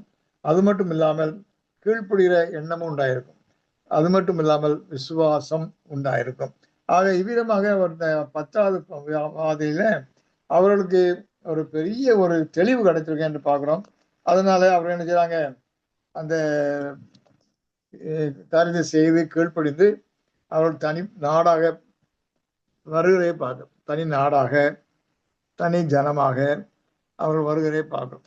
அப்போ பாஸ்ஓவர் என்பது, பஸ்கா என்பது அவர்களுடைய பிரித்து எடுத்தலுக்கான ஒரு காரியம் இருந்தது என்று பார்க்கிறோம். அப்போ அந்த ரத்தம் தெளித்தலானது ஒரு முக்கியமான காரியம். அது மட்டும் அந்த மாம்சத்தை சாப்பிட்டது ஒரு முக்கிய காரியம். அதே இன்சிஸ்ட் பண்றாரு, அந்த மாம்சத்தை மீதி வைக்காம சாப்பிடணும். மீதி இருந்ததுன்னா அதை சுற்றி எரிச்சு விட வேண்டும். அது மட்டும் இல்லாமல் அது மேலே அந்த வீட்டில் உள்ளவங்க அனைவரும் சாப்பிட்றதுக்கு அது அதிகமாக இருக்குமானா அயல் வீட்டுக்காரனை கூப்பிட்டு அந்த ஒரே வீட்டில் இருந்து அது சாப்பிட வேண்டும் என்றெல்லாம் பல கட்டளைகளை கொடுக்கிறதை பார்க்கிறோம். அப்போ ஆடு அடிக்கப்பட வேண்டும் ஒன்று, அது மாம்சம் சாப்பிடப்பட வேண்டும், ரத்தம் பூசப்பட வேண்டும். இதெல்லாம் சொல்ல உடனே நமக்கு இதெல்லாம் ஒரு சின்ன வேடிக்கையாக தெரியும். ஏதோ என்ன சடங்கெல்லாம் இப்படி இருக்குது என்று பார்க்க சொல்லும். ஆனால் இதை குறித்து அனைவருக்கும் கவலை கிடையாது. ஏன் அப்படி சொன்னார், எதற்காக இப்படிப்பெல்லாம் கண்டிஷன் கொடுத்தார் என்று யோசிப்பது கிடையாது. அப்படி யோசிக்காமல் அவங்க என்ன செய்றாங்க, ஏதோ கடந்து போய்விடுகிறார்கள். ஆனால் நாம் எப்படி யோசிக்கிறோம், அதுக்கெல்லாம் ஏதோ பர்பஸ் இருக்கு. ஏன் ஆடு கொல்லப்பட வேண்டும், ஏன் அந்த ஆட்டின் ரத்தம் பூசப்பட வேண்டும், ஏன் ஆட்டினுடைய மாம்சம் சாப்பிடப்பட வேண்டும். அது சாப்பிடும்போது கசப்பு கீரை அவசியமா இருக்கிறது. அது சாப்பிடும்போது இடுப்புல கச்சை கட்டியிருக்க வேண்டும், அது தடி பிடித்து கொண்டிருக்க, கோல் பிடித்து கொண்டிருக்க வேண்டும். அது மட்டும் இல்லாமல் செருப்பு போட்டிருக்க வேண்டும். இதெல்லாம் பார்க்கும்போது ஒரு வேடிக்கையாக இருந்தா கூட அதெல்லாம் ஆழ்ந்த அர்த்தம். தேவன் ஞானமுள்ள தேவன். தேவன் வந்து God is God of purpose, God is God of wisdom. அவர் எதுவுமே என்ன செய்ய மாட்டாரு, நேரப்போக்கோ பொழுதுபோக்கோ ஒரு ஆரவாரத்துக்கோ எல்லாம் செய்யறது கிடையாது. இது ஒரு நோக்கத்தோடு சொல்கிறார். இந்த நோக்கத்தை கிறிஸ்தவர்கள் அவர் கண்டுபிடிக்க முடிஞ்சதா இல்லைன்னு தெரியாது. ஏன்னா அவர்களுடைய கருத்துக்கள், நோக்கங்கள், கிறிஸ்தவ ஓட்டம் எல்லாமே வேறு விதமாக மாற்றி விட்டுட்டான் சாத்தான். திசை கெட்டு போய்கொண்டு இருக்குது அந்த கிறிஸ்தவ மண்டலமே. ஆனா இந்த நோக்கம் என்ன என்பதை நாம் அறியும்போது இவைகளெல்லாம் முக்கியமான காரியங்களாக காணப்படுவதை பார்க்கிறோம். ஆகவே இஸ்ரேல் ஜனங்களை செய்யும்போது கூட இஸ்ரேல் ஜனங்களுக்கும் என்ன எதுக்காக செய்கிறோம்னு தெரியாது. அவர்கிட்ட கேட்டா கூட தேவன் சொன்னார், மோசையின் மூலம் கட்டளையிட்டார், நான் செய்கிறோம், அதுதான் அவங்களுக்கு தெரியும். கிறிஸ்தவர்களுக்கு அது யேசுவா கிறிஸ்துவான ஆட்டுக்குட்டி அவர் ரத்தத்தின் மூலம் பாவங்கள் நீங்க போதுங்கிறது என்று அந்த மேற்பூச்சாக ஒரு கருத்து தெரியும் அவங்களுக்கு. அதையாவது அவர்கள் கூறுவார்கள். ஆனால் அவருடைய நுண்ணிய கருத்துக்கள் எல்லாம் கிறிஸ்தவர்களுக்கும் தெரியாது. அதுக்குரிய உத்தரவு யார்கிட்ட தான் இருக்குது, சத்தியத்தை படிக்கிற நம்மோடு தான் இருக்கிறது. நம்மோடு இருக்கிற சத்திய கருத்தை நாம் என்ன செய்யணும், பிறருக்கு சொல்லி வளர்க்க வேண்டியது கடமையாக இருக்கிறது என்று பார்க்கிறோம். ஆக கிறிஸ்துவின் ரத்த மரணத்தை அந்த ஆடு குறிக்கிறதா இருக்கிறது இல்லையா. நம்ம பரிசுத்த யோவான் ஸ்நானன், யோவான் பேப்டிஸ்ட் என்ன கூறுகிறாரு, இதோ உலகத்தின் பாவத்தை சுமந்து இருக்கிற தேவ ஆட்டுக்குட்டி என்று இன்ட்ரோடியூஸ் பண்ணி விடுவதை பார்க்கிறோம். என்ன பிரதர், யார் என்ன சொன்னா, தேவ ஆட்டுக்குட்டி. ஆக உலகத்தின் பாவத்தை சுமந்திருக்கிற தேவ ஆட்டுக்குட்டி என்று இந்த யோவான் ஸ்நானன் அந்த இஸ்ரேல் ஜனங்களுக்கு அதை இன்ட்ரோடியூஸ் பண்ணி விடுகிறதை பார்க்கணும். அவர்களுக்கு அது புரிந்தோ புரியலே இல்லை. தேவனுடைய பெரிதான கிருபினாலே அது நமக்கு இப்போ தெளிவாக இருக்கிறதை பார்க்கணும். மேலும் அந்த இரவிலே சாப்பிட வேண்டும். அது ஒரு பெரிய ஒரு கட்டளை இல்லையா? அந்த இரவு. அப்போ அந்த இரவு என்பது என்ன காரியம் என்று பார்ப்போமானால், வேதாந்தத்துல சங்கீதம் 30:5 என்ன சொல்லுது? சங்கீதம் 30:5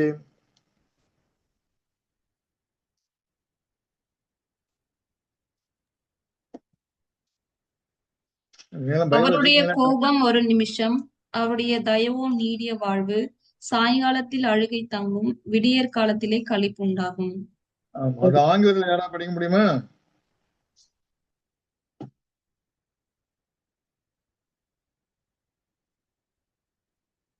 ஆங்கில பைபிள் வச்சிருக்கீங்களா? சரி. அதுல weeping May endure for a night. Weeping May endure for a night. சாயங்காலம் என்று தமிழ்ல மொழியாக்கம் பண்ணியிருக்காங்க. சில சமயங்கள்ல அது என்ன ஏன் கருத்துல அப்படி மொழியாக்கம் பண்றாங்கன்னு தெரியல.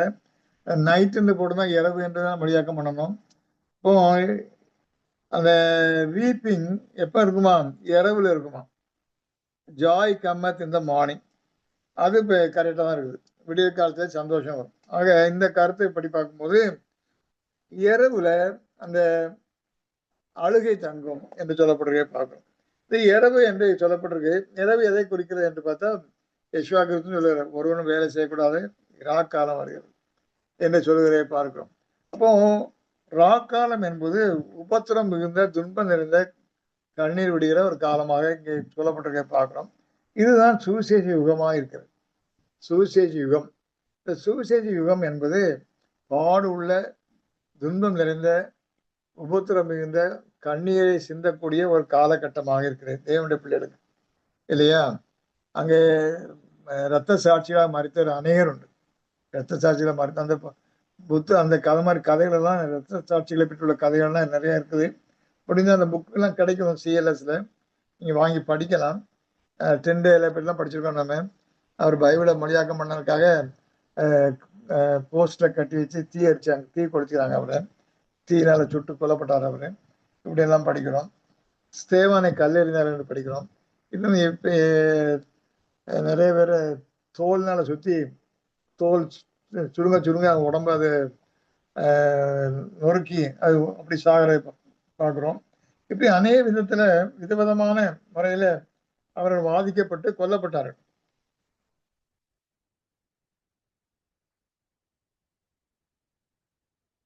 ஆகவே சுவிசேஷ யுகம் அவர்களுக்கு ஒரு நைட்டாக இருந்தது. எவ்விதமாக அந்த நிசான் 14ஆம் தேதி ஒரு பயங்கரமான இரவாக இருந்து, அந்த இரவிலே அவர்கள் என்ன செய்றாங்க, ரத்தத்தை பூசி கொண்டு இருந்தாங்களோ, அதே போல வெளியே வந்தா செத்து போயிடுவாங்க. பெரிய ஆபத்து அப்படி இருந்தது. அதே போல இங்கேயும் சுவிசேஷ யுகத்துல கிறிஸ்துவின் ரத்தத்தை உடையவர்களாக பூசப்பட்டவர்களாக உள்ளே இருந்து கிறிஸ்துவின் மாம்சத்தை புசித்தார். நம்ம 2ஆம் பாடத்தில் பாடிக்க வேண்டும், என் மாம்சத்தை புசிக்கிறவனுக்கு ஜீவன் உண்டு என்று சொன்னார் என்று பார்க்கணும். அவர் என்னுடைய மாம்சமே நானே ஜீவ அப்பம் என்று அவர் கூறுகிறதை பார்க்கிறோம். அவர் மாம்சத்தை பூசித்து அவரிடத்தில் பானம் பண்ணா ஜீவன் உண்டு என்று சொல்கிறதை பார்க்கிறோம். அவ்விதமாக அந்த மாம்சத்தை அவர் புசித்து கொண்டு அவர்கள் வெளியே வராமல் இருந்தார். வெளியே வராமல் அந்த கிறிஸ்துவின் பராமரிப்பில் இருந்து, கிறிஸ்துவனுடைய அந்த அரவணைப்பிலிருந்து, பாதுகாப்பிலிருந்து தப்பறையான உபதேசங்களுக்கோ தப்பறையான காரியங்களுக்கோ சாத்தானுடைய காரியங்களுக்கோ உலக காரியங்களுக்கோ சுயநலத்து காரியங்களுக்கோ வராது தங்களை காத்து கொண்டு இருந்தார்கள் என்று பார்க்கிறோம். அப்படி இருந்ததுனால கிறிஸ்துவின் பலி புண்ணியம் சாட்டப்பட்டு இருந்தனால அவர் காக்கப்பட்டார். அங்கே காக்கப்பட்டார்கள் என்று சொன்னா மரித்துதானே போனார்கள். ஸ்தேவான் மரித்தானே, டெண்டேல் மரித்தாரு. இவர்கள் உள்ளே எகிப்து தேசத்துல அவர்கள் ரத்தத்தை பூசிக்கொண்டு இருக்கும்போது அந்த வீட்டுக்குள்ளே பாதுகாப்பாக இருந்தார்கள் என்று சிலர் கேள்வி கேட்கலாம். அது இந்த பாதுகாப்பு எதை குறிக்கிறது? அவருடைய ஜீவனை பாதுகாக்கிறார் இல்லையா? யெஷுவா கிறிஸ்து என்ன சொல்கிறாரு, உங்க சரீரத்தை மட்டும் கொள்ளுகிறவர்களுக்கு பயப்படாமல் சரீரத்தையும் உங்க ஆத்மாவையும் அழிக்கிறவர்களுக்கே பயப்படுங்கன்னு சொல்கிறார் இல்லையா? அவள் ஆத்மா காக்கப்பட்டது. அதுதான் முக்கியம். ஜீவனோடு இருக்கிறான்னு சொன்னா நம்ம இந்த மரணத்தை பற்றி நினைக்கக்கூடாது. ஆதாமுக்குள் மறிக்கிற அந்த மரணத்தை பற்றி நினைக்கக்கூடாது. அதற்கு பின் வருகிற அந்த ஜீவன் நமக்கு உண்டா இல்லையா? அதான் கேள்வி. அந்த ஜீவனை அதை பற்றி கொண்டவர்களாக, அதுவும் குறிப்பாக சுவிசேஷ யுகத்தில் அவர்களுக்குள்ள இருந்த ஜீவன் என்ன ஜீவன்? புது சிருஷ்டியான ஜீவன். அந்த புது சிற்சி ஜீவனை அவர் தக்க வைத்துக் கொண்டார்கள். அவர்கள் இழந்து போகவில்லை. அவ்விதமாக அவர்கள் சுவிசேஷ இரவிலே தங்களை காத்து கொண்டார்கள் என்று பார்த்தோம் இல்லையா? ஆக அவர்கள் எவ்விதமாக இருந்தார்கள்? ஆயத்தமுடையவர்களாகவே இருந்தார்கள்.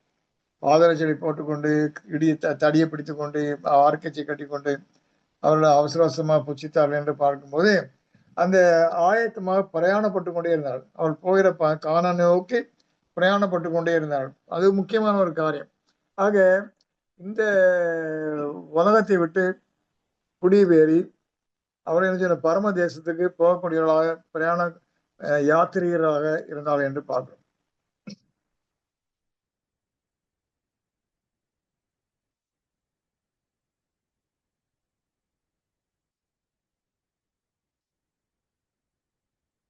அப்போ அவர்கள் போன மார்க்கம் எது என்று பார்ப்போமானால் அவர்களுக்கு யேசுவா கிறிஸ்து ஒரு மார்க்கத்தை தெரிவித்தார் இல்லையா?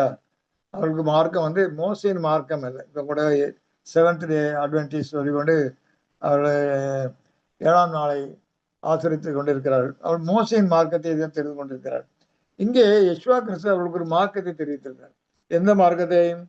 புது மார்க்கத்தை தெரிவித்திருக்கிறார். 1 பேதுரு 3:18 யாராவது படிங்க.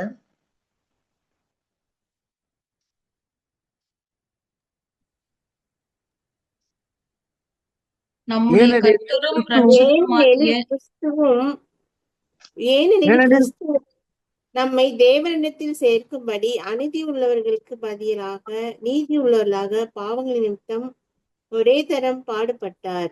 அவர் மாமிசத்திலே கொலை உண்டு ஆவியிலே உயிர்ப்பிக்கப்பட்டார்.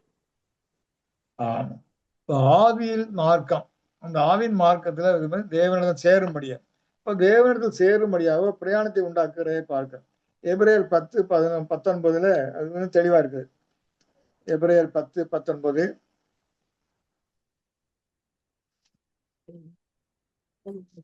ஆகையால் சகோதரரே, நாம் பரிசுத்த ஸ்தலத்தில் பிரவேசிப்பதற்கு யெகோவாவானவர் தமது மாமிசமாகிய திரையின் வழியாய் புதிதும் ஜீவனுமான மார்க்கத்தை நமக்கு உண்டு பண்ணினபடியால். புதிதும் ஜீவனமான மார்க்கம் அதை உண்டு பண்ணினார். அது அந்த பரிசுத்தத்தில் பிரவேசிக்கத்தக்கதாக. இது ஏற்கனவே அடிக்கடி படிச்சிருக்கிறோம். முதல் திரையிலிருந்து 2ஆம் திரை வரைக்கும் அங்கே பிரயாணப்பட்டு போக வேண்டும். அது பரிசுத்தமான புதிய மார்க்கம். அந்த மார்க்கத்தில் போகும்படி அவர் என்ன மரணத்தினாலே அதை திறந்து வைத்திருக்கிறார் என்று பார்க்கிறோம். அந்த மார்க்கத்தின்படியாக மார்க்கத்தில் பிரவேசிக்க வேண்டும். அவ்விதமாக பிரவேசித்தவர்களுக்கு தான் அந்த சுவிசேஷ இரவிலே தலைச்சன்களாக அந்த ஆபத்துக்குள் இருந்தவர்கள் என்று பார்க்கிறோம். அவர்கள் அந்த இரவிலே ஆபத்துக்குள் இருந்து விடுவிக்கப்பட்டார்கள். அப்ப சுவிசேஷத்தில் யார் யாரெல்லாம் இந்த மணவாட்டி சபையாக தெரிந்து கொள்ளப்பட்டவர்களாக ஓடினார்களோ அவர்கள்தான் எனது முதல் பிறப்புகள் என்று படிக்கிறோம். முதல் பிறப்புகள் இதை வெளியே ஏற்கனவே அநேக இடங்களை படிச்சிருக்கோம். இந்த முதல் பிறப்புகள் தான் யாரு? அந்த தேசம், நேஷன் என்று பார்க்கிறோம். அவருக்குள்ளாக மற்ற ஜனங்கள்லாம் ஆசீர்வதிக்கப்படுறதை பார்க்கிறோம். அப்ப இந்த ஃபர்ஸ்ட் பார்ன் என்கிறவங்க அங்கே உண்டாக்கப்பட்டு அங்கே அவர்கள் தங்கள் ஓட்டத்தை ஆரம்பிக்கிறதை பார்க்கிறோம். விடுவிக்கப்பட்டார்கள். அவர்களுடைய காரியத்தில் என்ன சொல்லப்பட்டிருக்கு? அந்த முதலாம் உயிர்த்தெழுதலில் பங்குள்ளவர்களுக்கு என்ன கிடையாதா? இரண்டாம் மரணம் கிடையாது. மற்ற எல்லாருக்கும் உயிர்த்தெழுந்து வந்தா கூட அவங்களுக்கு என்ன உண்டு? 2ஆம் மரணம் உண்டு. இந்த கருத்துல நமக்கு தெளிவா தெரிய வேண்டும். அது கிறிஸ்தவர்களுக்குள்ள தெரியாதலாம். அவர்களுக்கு பொறுத்த வரைக்கும் வேற கருத்து. சரி, அது வேற வரலாம். இப்போது இவர்களுக்கு 2ஆம் மரணம் இவருக்கு மேல அதிகாரம் கிடையாது. வெளிப்படுத்தல் 20ஆம் அதிகாரம் 6ஆம் வசனத்துல சொல்லியிருக்கேன் நினைக்கிறேன். அப்ப 2ஆம் மரணத்துக்கு இவருக்கு மேல அதிகாரம் கிடையாது. ஆக மற்றவர்களுக்குலாம் 2ஆம் மரணத்துக்கு அதிகாரம் உண்டு. ஆனால் இப்போ பார்த்தீங்கன்னா நீ ஒன்ன கேள்வி கேட்கலாம். இவர்கள் தானே முதல் பிறப்புகள் தானே அந்த நிசான் 14ஆம் தேதி காக்கப்பட்டார்கள், இரவிலே காக்கப்பட்டார்கள். மற்றவர்களெல்லாம் காக்கப்படலையே, அவர்களுக்கு அப்படியே மரணம் உண்டு என்று கேட்கலாம். அவர்கள் எங்கே அவர்கள் மரணத்தில் தப்பி வைக்கப்படுகிறார்கள்? யாராவது சொல்ல முடியுமா? சிகப்பு கடல்ல, யோர்தான் யோர்தான் இல்லையா, சிவந்த சமுத்திரத்தில். அப்போ முதல் பேரானவர்களாக அவர் தெரிந்து கொள்ளப்பட்டு அவர்கள் மூலம் பெரிய ரட்சிப்பு எல்லாருக்கும் வருகிறதை பார்க்கிறோம். ஆனால் முதல் பேரானவர்களுக்கு இரண்டாம் மரணம் இல்லை என்று பார்க்கிறோம். அவர்களுக்கு இரண்டாம் மரணம் அதுக்கு மேல அதிகாரம் கிடையாது. ஆனால் மற்றவர்களுக்கு இரண்டாம் மரணம் இருக்கு என்று பார்க்கிறோம்.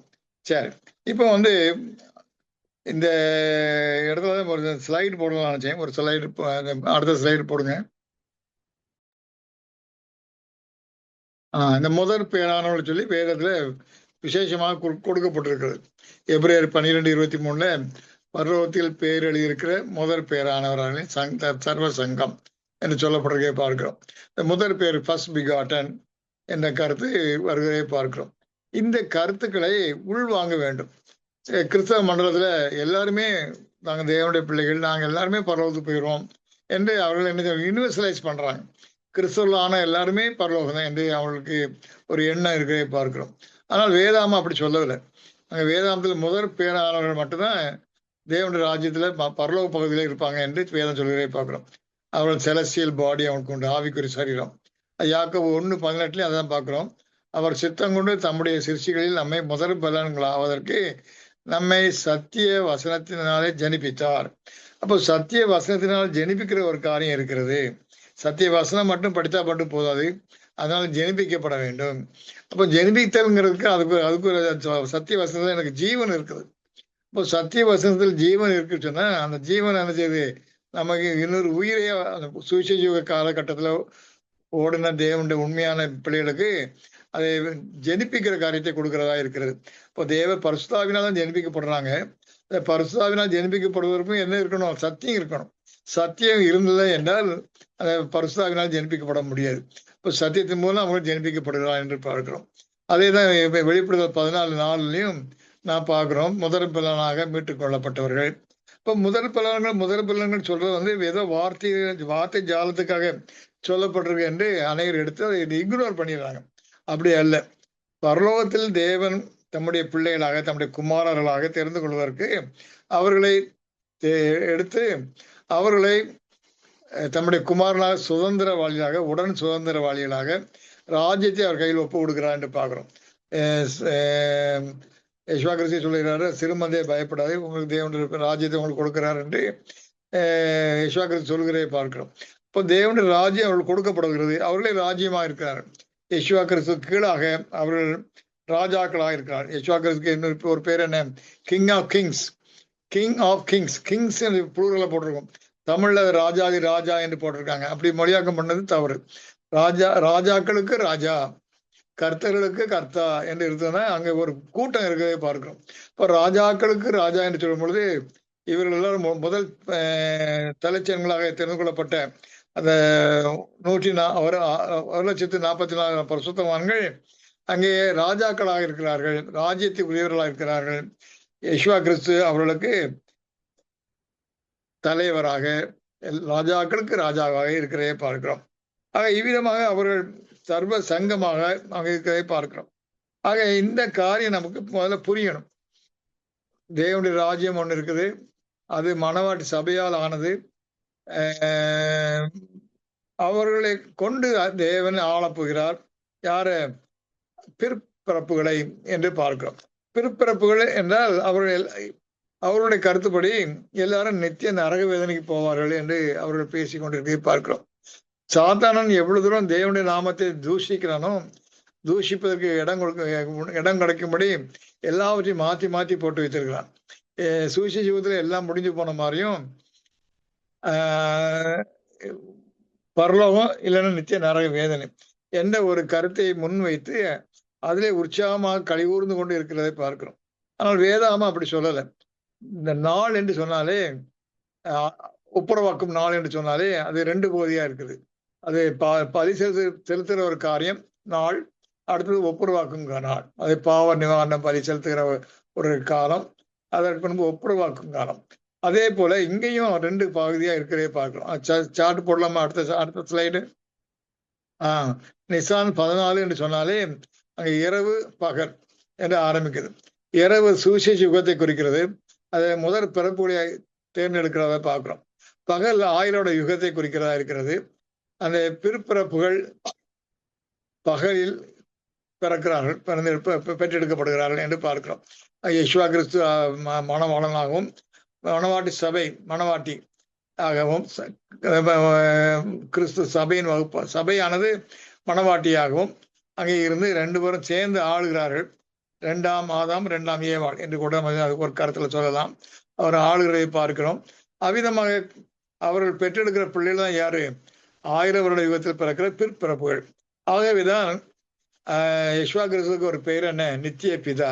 இந்த 1000 வருடத்தில் பிறக்கிற பிள்ளைகளுக்கு தகப்பன் யாரு? யேசுவா கிறிஸ்துவாக இருக்கிறார் என்று பார்க்கிறோம். யேசுவா கிறிஸ்து பெற்றெடுக்கிறார். அவர் தன்னுடைய ஜீவனை கொடுக்கிறார். பிதா என்றால் என்ன? ஜீவனை கொடுக்கிறவர். யாவே தேவன் சுவிசேஷ யுகத்துல தம்முடைய ஜீவனை சுவிசேஷ யுகத்தில் வருகிற அவருடைய பிள்ளை அந்த மூத்த, அதாவது முதல் பிறப்புகளாக வருகிற ஒவ்வொருவருக்கும் அவர் ஜீவனை கொடுத்து புது சிஷ்யா சிருஷித்து அந்த ஜீவனை கொடுத்து அவர் வளர்த்து அவர்களை எனக்கு கரையேற்றி அவர்களை சுதந்திர வழியில தம்முடைய குமாரர்களாக ஆக்கிக் கொள்கிறார். அந்த 1000 வருட யுகத்துல கிறிஸ்து தான் பலி செய்து புண்ணியம் சம்பாதித்து அதன் மூலம் நியாயப்பிரமாணத்துக்கு கீழ்ப்படிந்து நியாயப்பிரமாணம் கொடுத்த அந்த ஜீவனை அவர் என்ன செய்யறாரு? கிறிஸ்து வகுப்பார் மூலம் ஊழியத்தின் மூலம் வருகிற அந்த 1000 வருட யுகத்தில் வருகிற பிற்பிறப்புகளுக்கு ஜீவன் கொடுக்கிறார். ஆகவே யேசுவா கிறிஸ்து 1000 வருட யுகத்தில் பிதாவா இருக்கிறதை பார்க்கிறோம். இவ்விதமாக அவர் என்ன செய்கிறாரு? 1000 வருட யுகத்தில் யார் யார் கீழ்ப்படிந்து வருகிறாரோ அவர்களுக்கு ஜீவனை கொடுக்கிறவரா இருக்கிறார் என்று பார்க்கிறோம். ஆகவே இந்த பெரிய ஆசீர்வாதத்துக்கு நாம் அழைக்கப்பட்டிருக்கிறோம். இதை நினைவு கூறுவதற்காக நாம் அழைக்கப்பட்டிருக்கிறோம். இந்த நினைவு கூறுதலை நாம் செய்யும் பொழுது நமக்கு பெரிய ஆசீர்வாதங்கள் இருக்குது. நமக்கு பெரிய ஆசீர்வாதம் இருக்கிறது. முதலாவதாக தேவனுடைய திட்டத்தை நம்ம சரியாக புரிந்து அந்த புரிதலின்படியே தேவனுடைய திட்டத்தின்படியே அவரை ஆராதிக்கிறோம். அந்த திட்டத்தின்படியே நம்மை ஒப்பு கொடுத்து நாம் என்ன செய்யறோம்? கீழ்ப்படுகிறோம். இந்த காரியத்திலாம் நாம் பார்க்கும்போது இதுகாரும் கிறிஸ்தவ மண்டலத்தில் யாரும் செய்யக்கூடாதபடி சாத்தானவன் தப்பறையாலே அவளை அடிமைப்படுத்தி கீழ்ப்படிதல் இல்லாமல் அவள் வேதத்தை தான் பேசி கொண்டிருப்பாங்க. ஆனாலும் கீழ்ப்படியாதபடி பலவிதமான தாற்பயங்களினால் அதற்கு கீழ்ப்படிமடி செய்து என்ன செய்யறான்? அவளை அறியாமைக்குள் வைத்திருக்கான் இல்லையா? இப்போ ஏற்கனவே அடிக்கடி சொல்லுகிற போல திருத்தம்ங்கிற வார்த்தையே கிடையாது. ஆனால் திருத்தங்கிற கடவுளை ஆக்கி அதை வைராக்கியமாக மற்றவங்களோட சண்டை போடக்கூடிய அளவுக்கு வைராக்கியமாக வரக்கூடிய அளவுக்கு அந்த தேவனுக்கு அவர் ஊழியம் செய்கிறார். ஆனால் யாவே தேவன்கிற பெயரையே எடுத்து போட்டாங்க. சிஸ்டமேட்டிக்காக பைபிள் வந்து எடுத்து போட்டுட்டு யாவே தேவனை அவர்கள் வணங்காது இருக்கிறார்கள். ஒரே தேவன் ஒன்று யேசுவா கிறிஸ்துவை அறிக்கையிடுகிறார். ஆனாலும் அதை கேட்காமல் எங்க தேவன் தெரிய தேவன் தான் என்று சொல்லிக் கொண்டு இருக்கிறார் என்றால் அவள் எவ்வளவு தூரம் அவர்கள் இன்டாக்சிகேட்டட் ஆகி, அதாவது போதை நிறைந்து மதி கெட்டு போய் அவள் இருக்கிறதையே பார்க்கிறோம். அவ்விதமாக ஒவ்வொரு தாற்பயத்திலையும் மரணத்தை தான் தேவன் நமக்கு தண்டனையாக கொடுத்தார் ஆதாமுக்கு. கிறிஸ்தவர் என்ன செய்றாங்க? மரணத்தை விட இன்னொரு பெரிய கொடூரமான பனிஷ்மெண்ட், நித்திய வேதனை, முடிவே இல்லாத வேலை. அது நோக்கம் என்ன? நோக்கம் கிடையாது, முடிவும் கிடையாது, நித்திய வேதனை சொல்லி அதற்கு மேலாக ஒரு தண்டனையை இவர்கள் வைக்கிறார். இது யார் கொடுத்த ஐடியா? சாத்தான் கொடுத்த ஐடியா. இதற்கு சில வசனங்களை திரித்து கொடுத்து அதன்படி போதிக்கிறே பார்க்கிறோம். இப்படி ஒவ்வொரு காரியத்திலையும் சாத்தாண்ட உபதேசம் அதிகமாக மலிந்து கிடைக்கிறது கிறிஸ்தவ மண்டலத்துல. தேவனுடைய பெரிதான கிருபையில் நமக்கு இந்த வெளிச்சத்தை கொடுத்து தேவன் நம்மை இந்த பெரிய ஆசீர்வாதத்துக்குள் வரவழைத்து இந்த சத்தியத்தோடு கூட இந்த அறிவோடு கூட இந்த பஸ்காவை ஆசரிக்க தேவன் நமக்கு கிருபை செய்திருக்கிறார். இதுல நிறைய ஆசீர்வாதங்கள் இருக்குது. இந்த பஸ்காவை ஆசீர்வதிக்கிறதுனால, அதை அனுசரிக்கிறதுனால நமக்கு பெரிய ஆசீர்வாதங்கள் இருக்குது. என்ன ஆசீர்வாதம் என்று முதல்ல பார்க்கலாம். அடுத்த ஸ்லைடு.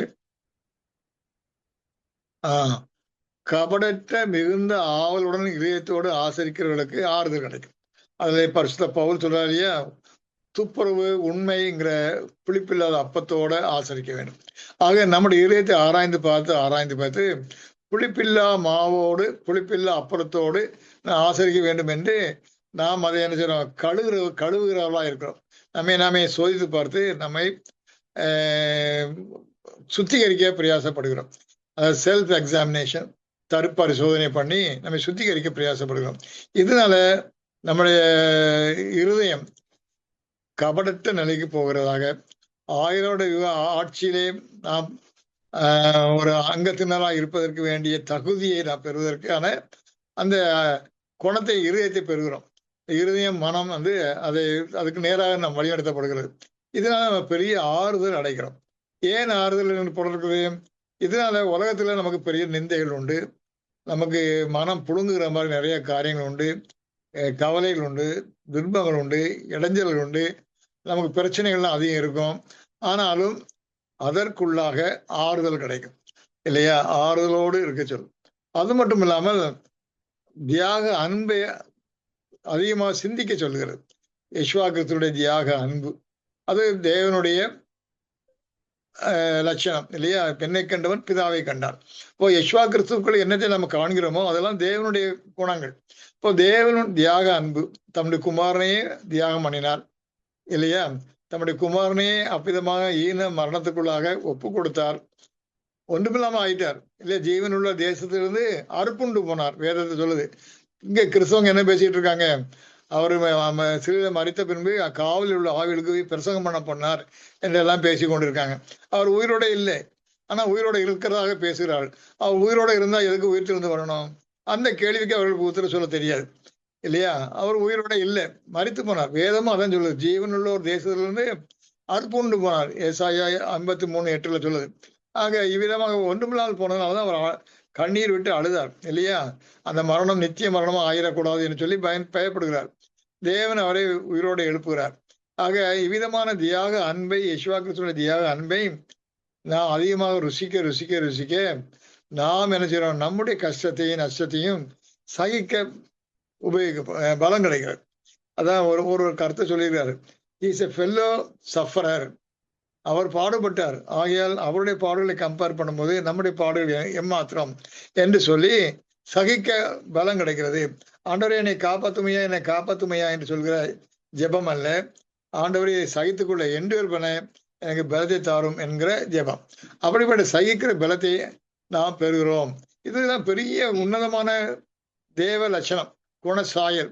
கிறிஸ்துவின் பள்ளியில் நாம் பெற வேண்டிய அந்த ஆறுதலும் பலமும் நமக்கு கிடைக்கிறதை பார்க்கிறோம். அது மட்டும் இல்லாமல் அதனால் மிக அதிக கன மகிமை கிடைக்கிறது. ஏனென்றால் இந்த மகிமை பூமிக்குரிய மகிமை அல்ல. பூமியில் உள்ள மகிமைக்காக எல்லாரும் போட்டி போடுகிறார்கள் இல்லையா? நான் அப்படி ஆகணும், இப்படி ஆகணும், அதை ஆகணும், பெரிய ஆளாயிரணும், நான் மந்திரி ஆகணும் என்றெல்லாம், சீஃப் மினிஸ்டர் ஆகணும், இப்படிலாம் பிரயாசப்படுறாங்க இல்லையா? பூமிக்குரிய மகிமைக்காக. நம்முடைய காரியங்கள் அது அல்ல. பூமியில் நாம் நினைச்சிருப்போம், ஒருத்தர் சொல்ற மாதிரி செடிக்குள்ள அழகிற பனங்காய் மாதிரின்னு. பனங்காய் கீழே விழுந்து செடிகளுக்குள்ளே கிடக்கும், சண்டு சருகுக்குள்ள அது தேடி தன்னுடைய போனக்கு திடீர்னு தட்டுப்படும், அப்படி மறைந்தான் கிடக்கும். அதே போல நாம் இந்த உலகத்தில் இருக்க வரைக்கும் மறைந்தான் கிடப்போம், குப்பைக்குள்ள உள்ள ஒரு மாணிக்கமாக கிடப்போம். ஆனால் அவர்களுக்கு மற்றவர்களுக்கு தெரியவே தெரியாது. ஆக இப்படிப்பட்ட நிலையில இருப்போம். ஆனால் நம்முடைய கன மகிமையில எப்போது வருகிற யுகத்திலே தேவனுடைய ராஜ்யத்திலே நம்முடைய கன மகிமை உண்டு. அந்த கன மகிமையை நோக்கி நாம் காத்திருக்கிறோம். இது எப்போ கிடைக்கும்? இப்போ பாடுபட்டால்தான் கிடைக்கும். இப்போ பாடுபடாமல் அந்த கன மகிமை நமக்கு வேணும்னு சொல்லி எதிர்பார்த்தோம்னா நிச்சயமா கிடைக்காது. இப்போ நான் பெரிய பிரசங்கர் ஆகணும், பெரிய கூட்டம் எனக்கு இருக்கணும், நான் ஓஹோன்னு இருக்கணும், அப்படி இருக்கணும், எனக்கு சொந்த பிளேன் இருக்கணும், அப்படியெல்லாம் நினைத்து கொண்டு ஒரு பிரசங்கர் இருக்கிறார் என்றால் அவர் இப்பயுமே எல்லாத்தையும் அனுபவித்தாச்சு. அப்படின்னு மறுமையில் அவர் அனுபவிக்கிறதுக்கு என்ன இருக்கு? ஒண்ணுமே இல்லை இல்லையா? இப்போ பாடுகளையும் கஷ்டங்களையும் அனுபவிக்கிறவங்களுக்கு தான் கிறிஸ்துவின் நாமத்தினால, நம்முடைய பாவத்தினாலேயோ நம்முடைய தவறுனாலேயோ துன்பங்கள் அனுபவிக்கிற காரியத்தை பற்றி சொல்லலை. கிறிஸ்துவுக்காக, நீதிக்காக பாடு அனுபவிக்கிறவங்களுக்கு அந்த ஆசீர்வாதம், ஆறுதலும் சகிக்கிற பலமும் நமக்கு கிடைக்கும் என்று பார்க்கிறோம். அதனாலே வருகிற மகிமை 1000 யுகத்துல நமக்கு கிடைக்கும் என்று பார்க்கிறோம். இது மட்டும் அல்ல, இந்த காலத்திலேயே சத்தியத்தை அறிய அந்த புரிதலை நமக்கு தேவன் கொடுப்பார். வேத புத்தகம் ஒன்றுதான், ஆனால் எத்தனை சபை இருக்குது பாத்தீங்களா? பிரிந்து கிடக்கிறது. இப்பவும் அநேக நம்முடைய வியாக்கியானம் பண்ணி, நம்முடைய தர்க்கம் பண்ணி நம்முடன் ஒத்துக்கிடாம போவாங்க. கடைசியில் அவங்க தான் ஜெயித்த மாதிரி ஒரு புன்முறுவலோட போவாங்க இல்லையா? அப்படி இருக்கிற காலங்கள் இருக்குது. ஏனென்றால் வேத புத்தகம் அவர்களுக்கு என்ன எப்படி இருக்கு? சீல் புக்காவே முத்திரையிடப்பட்ட புத்தகமாவே இருக்கிறது. தெரியாது இருக்கிறது. அவர்கள் அதை தெரிந்து கொள்ள வேண்டும் என்ற ஆசையும் கிடையாது. அதை உள்நோக்கி பார்க்க வேண்டும் என்றும் எண்ணம் கிடையாது. தங்களுக்கு தெரிந்த காரியமே பெரிய காரியங்கள், அதே சிறந்தது நினைத்து கொண்டிருக்கிறார்கள். அது எல்லாமே யாரு டீச் பண்ணி விட்டுருக்க? டியூட்டர்ட் பை சாட்டன். அது எல்லாமே அந்த வேத புத்தகத்தை எல்லாம் விளக்கி கொடுத்ததெல்லாம் சாட்டன். அவர் கடவுளையும் திருத்தத்தை வைத்துட்டான். பனிஷ்மெண்டா ஜீவன் அல்ல. அவர் தேவன் என்ன சொல்றாரு? ஆதாமுக்குள் எல்லாரும் மறிக்கிறது போல கிறிஸ்துக்குள் எல்லாரும் உயிர்ப்பிக்கப்படுவார்கள் என்று வேதம் சொல்கிறது. ஆனால் இவர்கள் என்ன சொல்றாங்க? நித்திய நரக வேதனையில் இருப்பார்கள். அவர்களுக்கு உயிர்த்தெழுது கிடையாது. அது உயிர்த்தெழுந்து வந்தாலும் திரும்பவும் நரகத்தான் போவாங்க. இப்படி எல்லாம் பேசி கொண்டிருக்கிறதை பார்க்கிறோம். ஆக அவர்கள் ரட்சிக்கப்பட்ட காரியத்தை பற்றி பூமி ஜலத்தினால் சமுத்திரம் நிறைந்திருக்க போல கர்த்தரை அறிவினால் பூமி நிறைந்திருக்கும் இல்லையா? நீதி எல்லா இடத்திலும் ஓங்கி செழிக்கும். இப்படிலாம் வேத புத்தகம் வருகிறது இல்லையா? அவர் நீதியை கற்றுக்கொள்வார்கள், யுத்தம் பண்ணுவதில்லை இல்லையா? அவர்கள் எல்லாம் தேவனுக்கு கீழ்ப்படிந்து இருப்பார்கள், எல்லாரும் ஒரே இணக்கமாக இருப்பார்கள் என்றெல்லாம் வேத புத்தகம் சொல்லுகிறது. ஆனா அதை பற்றி எல்லாம் கவலைப்படாது. அவள் நித்திய நரக வேதனை போய்விடுவார்கள். அது அவர் மற்றவர்களுக்கு போவாங்க, நான் போக மாட்டேன். ஆனா நானும் பாவத்துல வாழ்வேன், என் இஷ்டம் போலதான் வாழ்வேன். ஆனா மற்றவங்க நித்திய நரக வேதனை போகணும், நான் போக மாட்டேன், நானும் ரெக்கை அடித்து கொண்டு பரலோகத்துக்கு போய்விடேன்.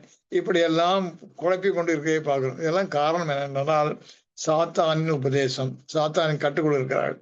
ஆனால் தேவன் அந்த சங்கீதக்காரன் சொல்றா இல்லையா, அந்த ராஜா, உடைய வேதத்தில் உள்ள அதிசயங்களை நாங்கள் பார்க்க முடியும், என் மனக்கண்களை திறந்துடும் சொல்லி இந்த மனக்கண்களை திறந்து தேவனுடைய அதிசயங்களை காணும்படி செய்து கொண்டே வருகிறே பார்க்கும். ஆக இந்த பெரிய ஆசீர்வாதம் இந்த பஸ்காவை நாம் குறித்த வேளையில ஆசீர்வதிக்கிறதுனாலே நமக்கு கிடைக்கிற பெரிய ஒரு சந்தோஷம், ஆறுதல், என்டியூரன்ஸ், அதுபடி மகிமை, இவையெல்லாம் நமக்கு காத்திருக்கிறதை பார்க்கிறோம். ஆகவே நாம் தவறாது இந்த காரியத்தை செய்ய வேண்டும், வாழ்க்கை முழுவதும் செய்ய வேண்டும். அதுதான் நம்முடைய கடைசி, எப்பவும் நாம் ஜெபிக்கிற ஜெபமாக இருக்க வேண்டும். ஆண்டவரே, என்னுடைய மூச்சு என்னை விட்டு போகிற வரைக்கும் நாம் என்ன செய்யணும்? இந்த காரியத்தை அடையாள ரீதியிலும் சரி, நிஜ ரீதியிலும் சரி, நிஜ ரீதி பிரதிஷ்டை நாம் கடைபிடித்து அன்றாட வாழ வேண்டிய வாழ்க்கை, அதிலும் சரி நான் கடைபிடித்துக் கொண்டே இருப்பேன் என்று நம்மை அதிகமாக ஒப்பு கொடுப்போம். தேவன் தாமே நமக்கு இதை ஆசீர்வதித்து தருவாராக. ஆமென்.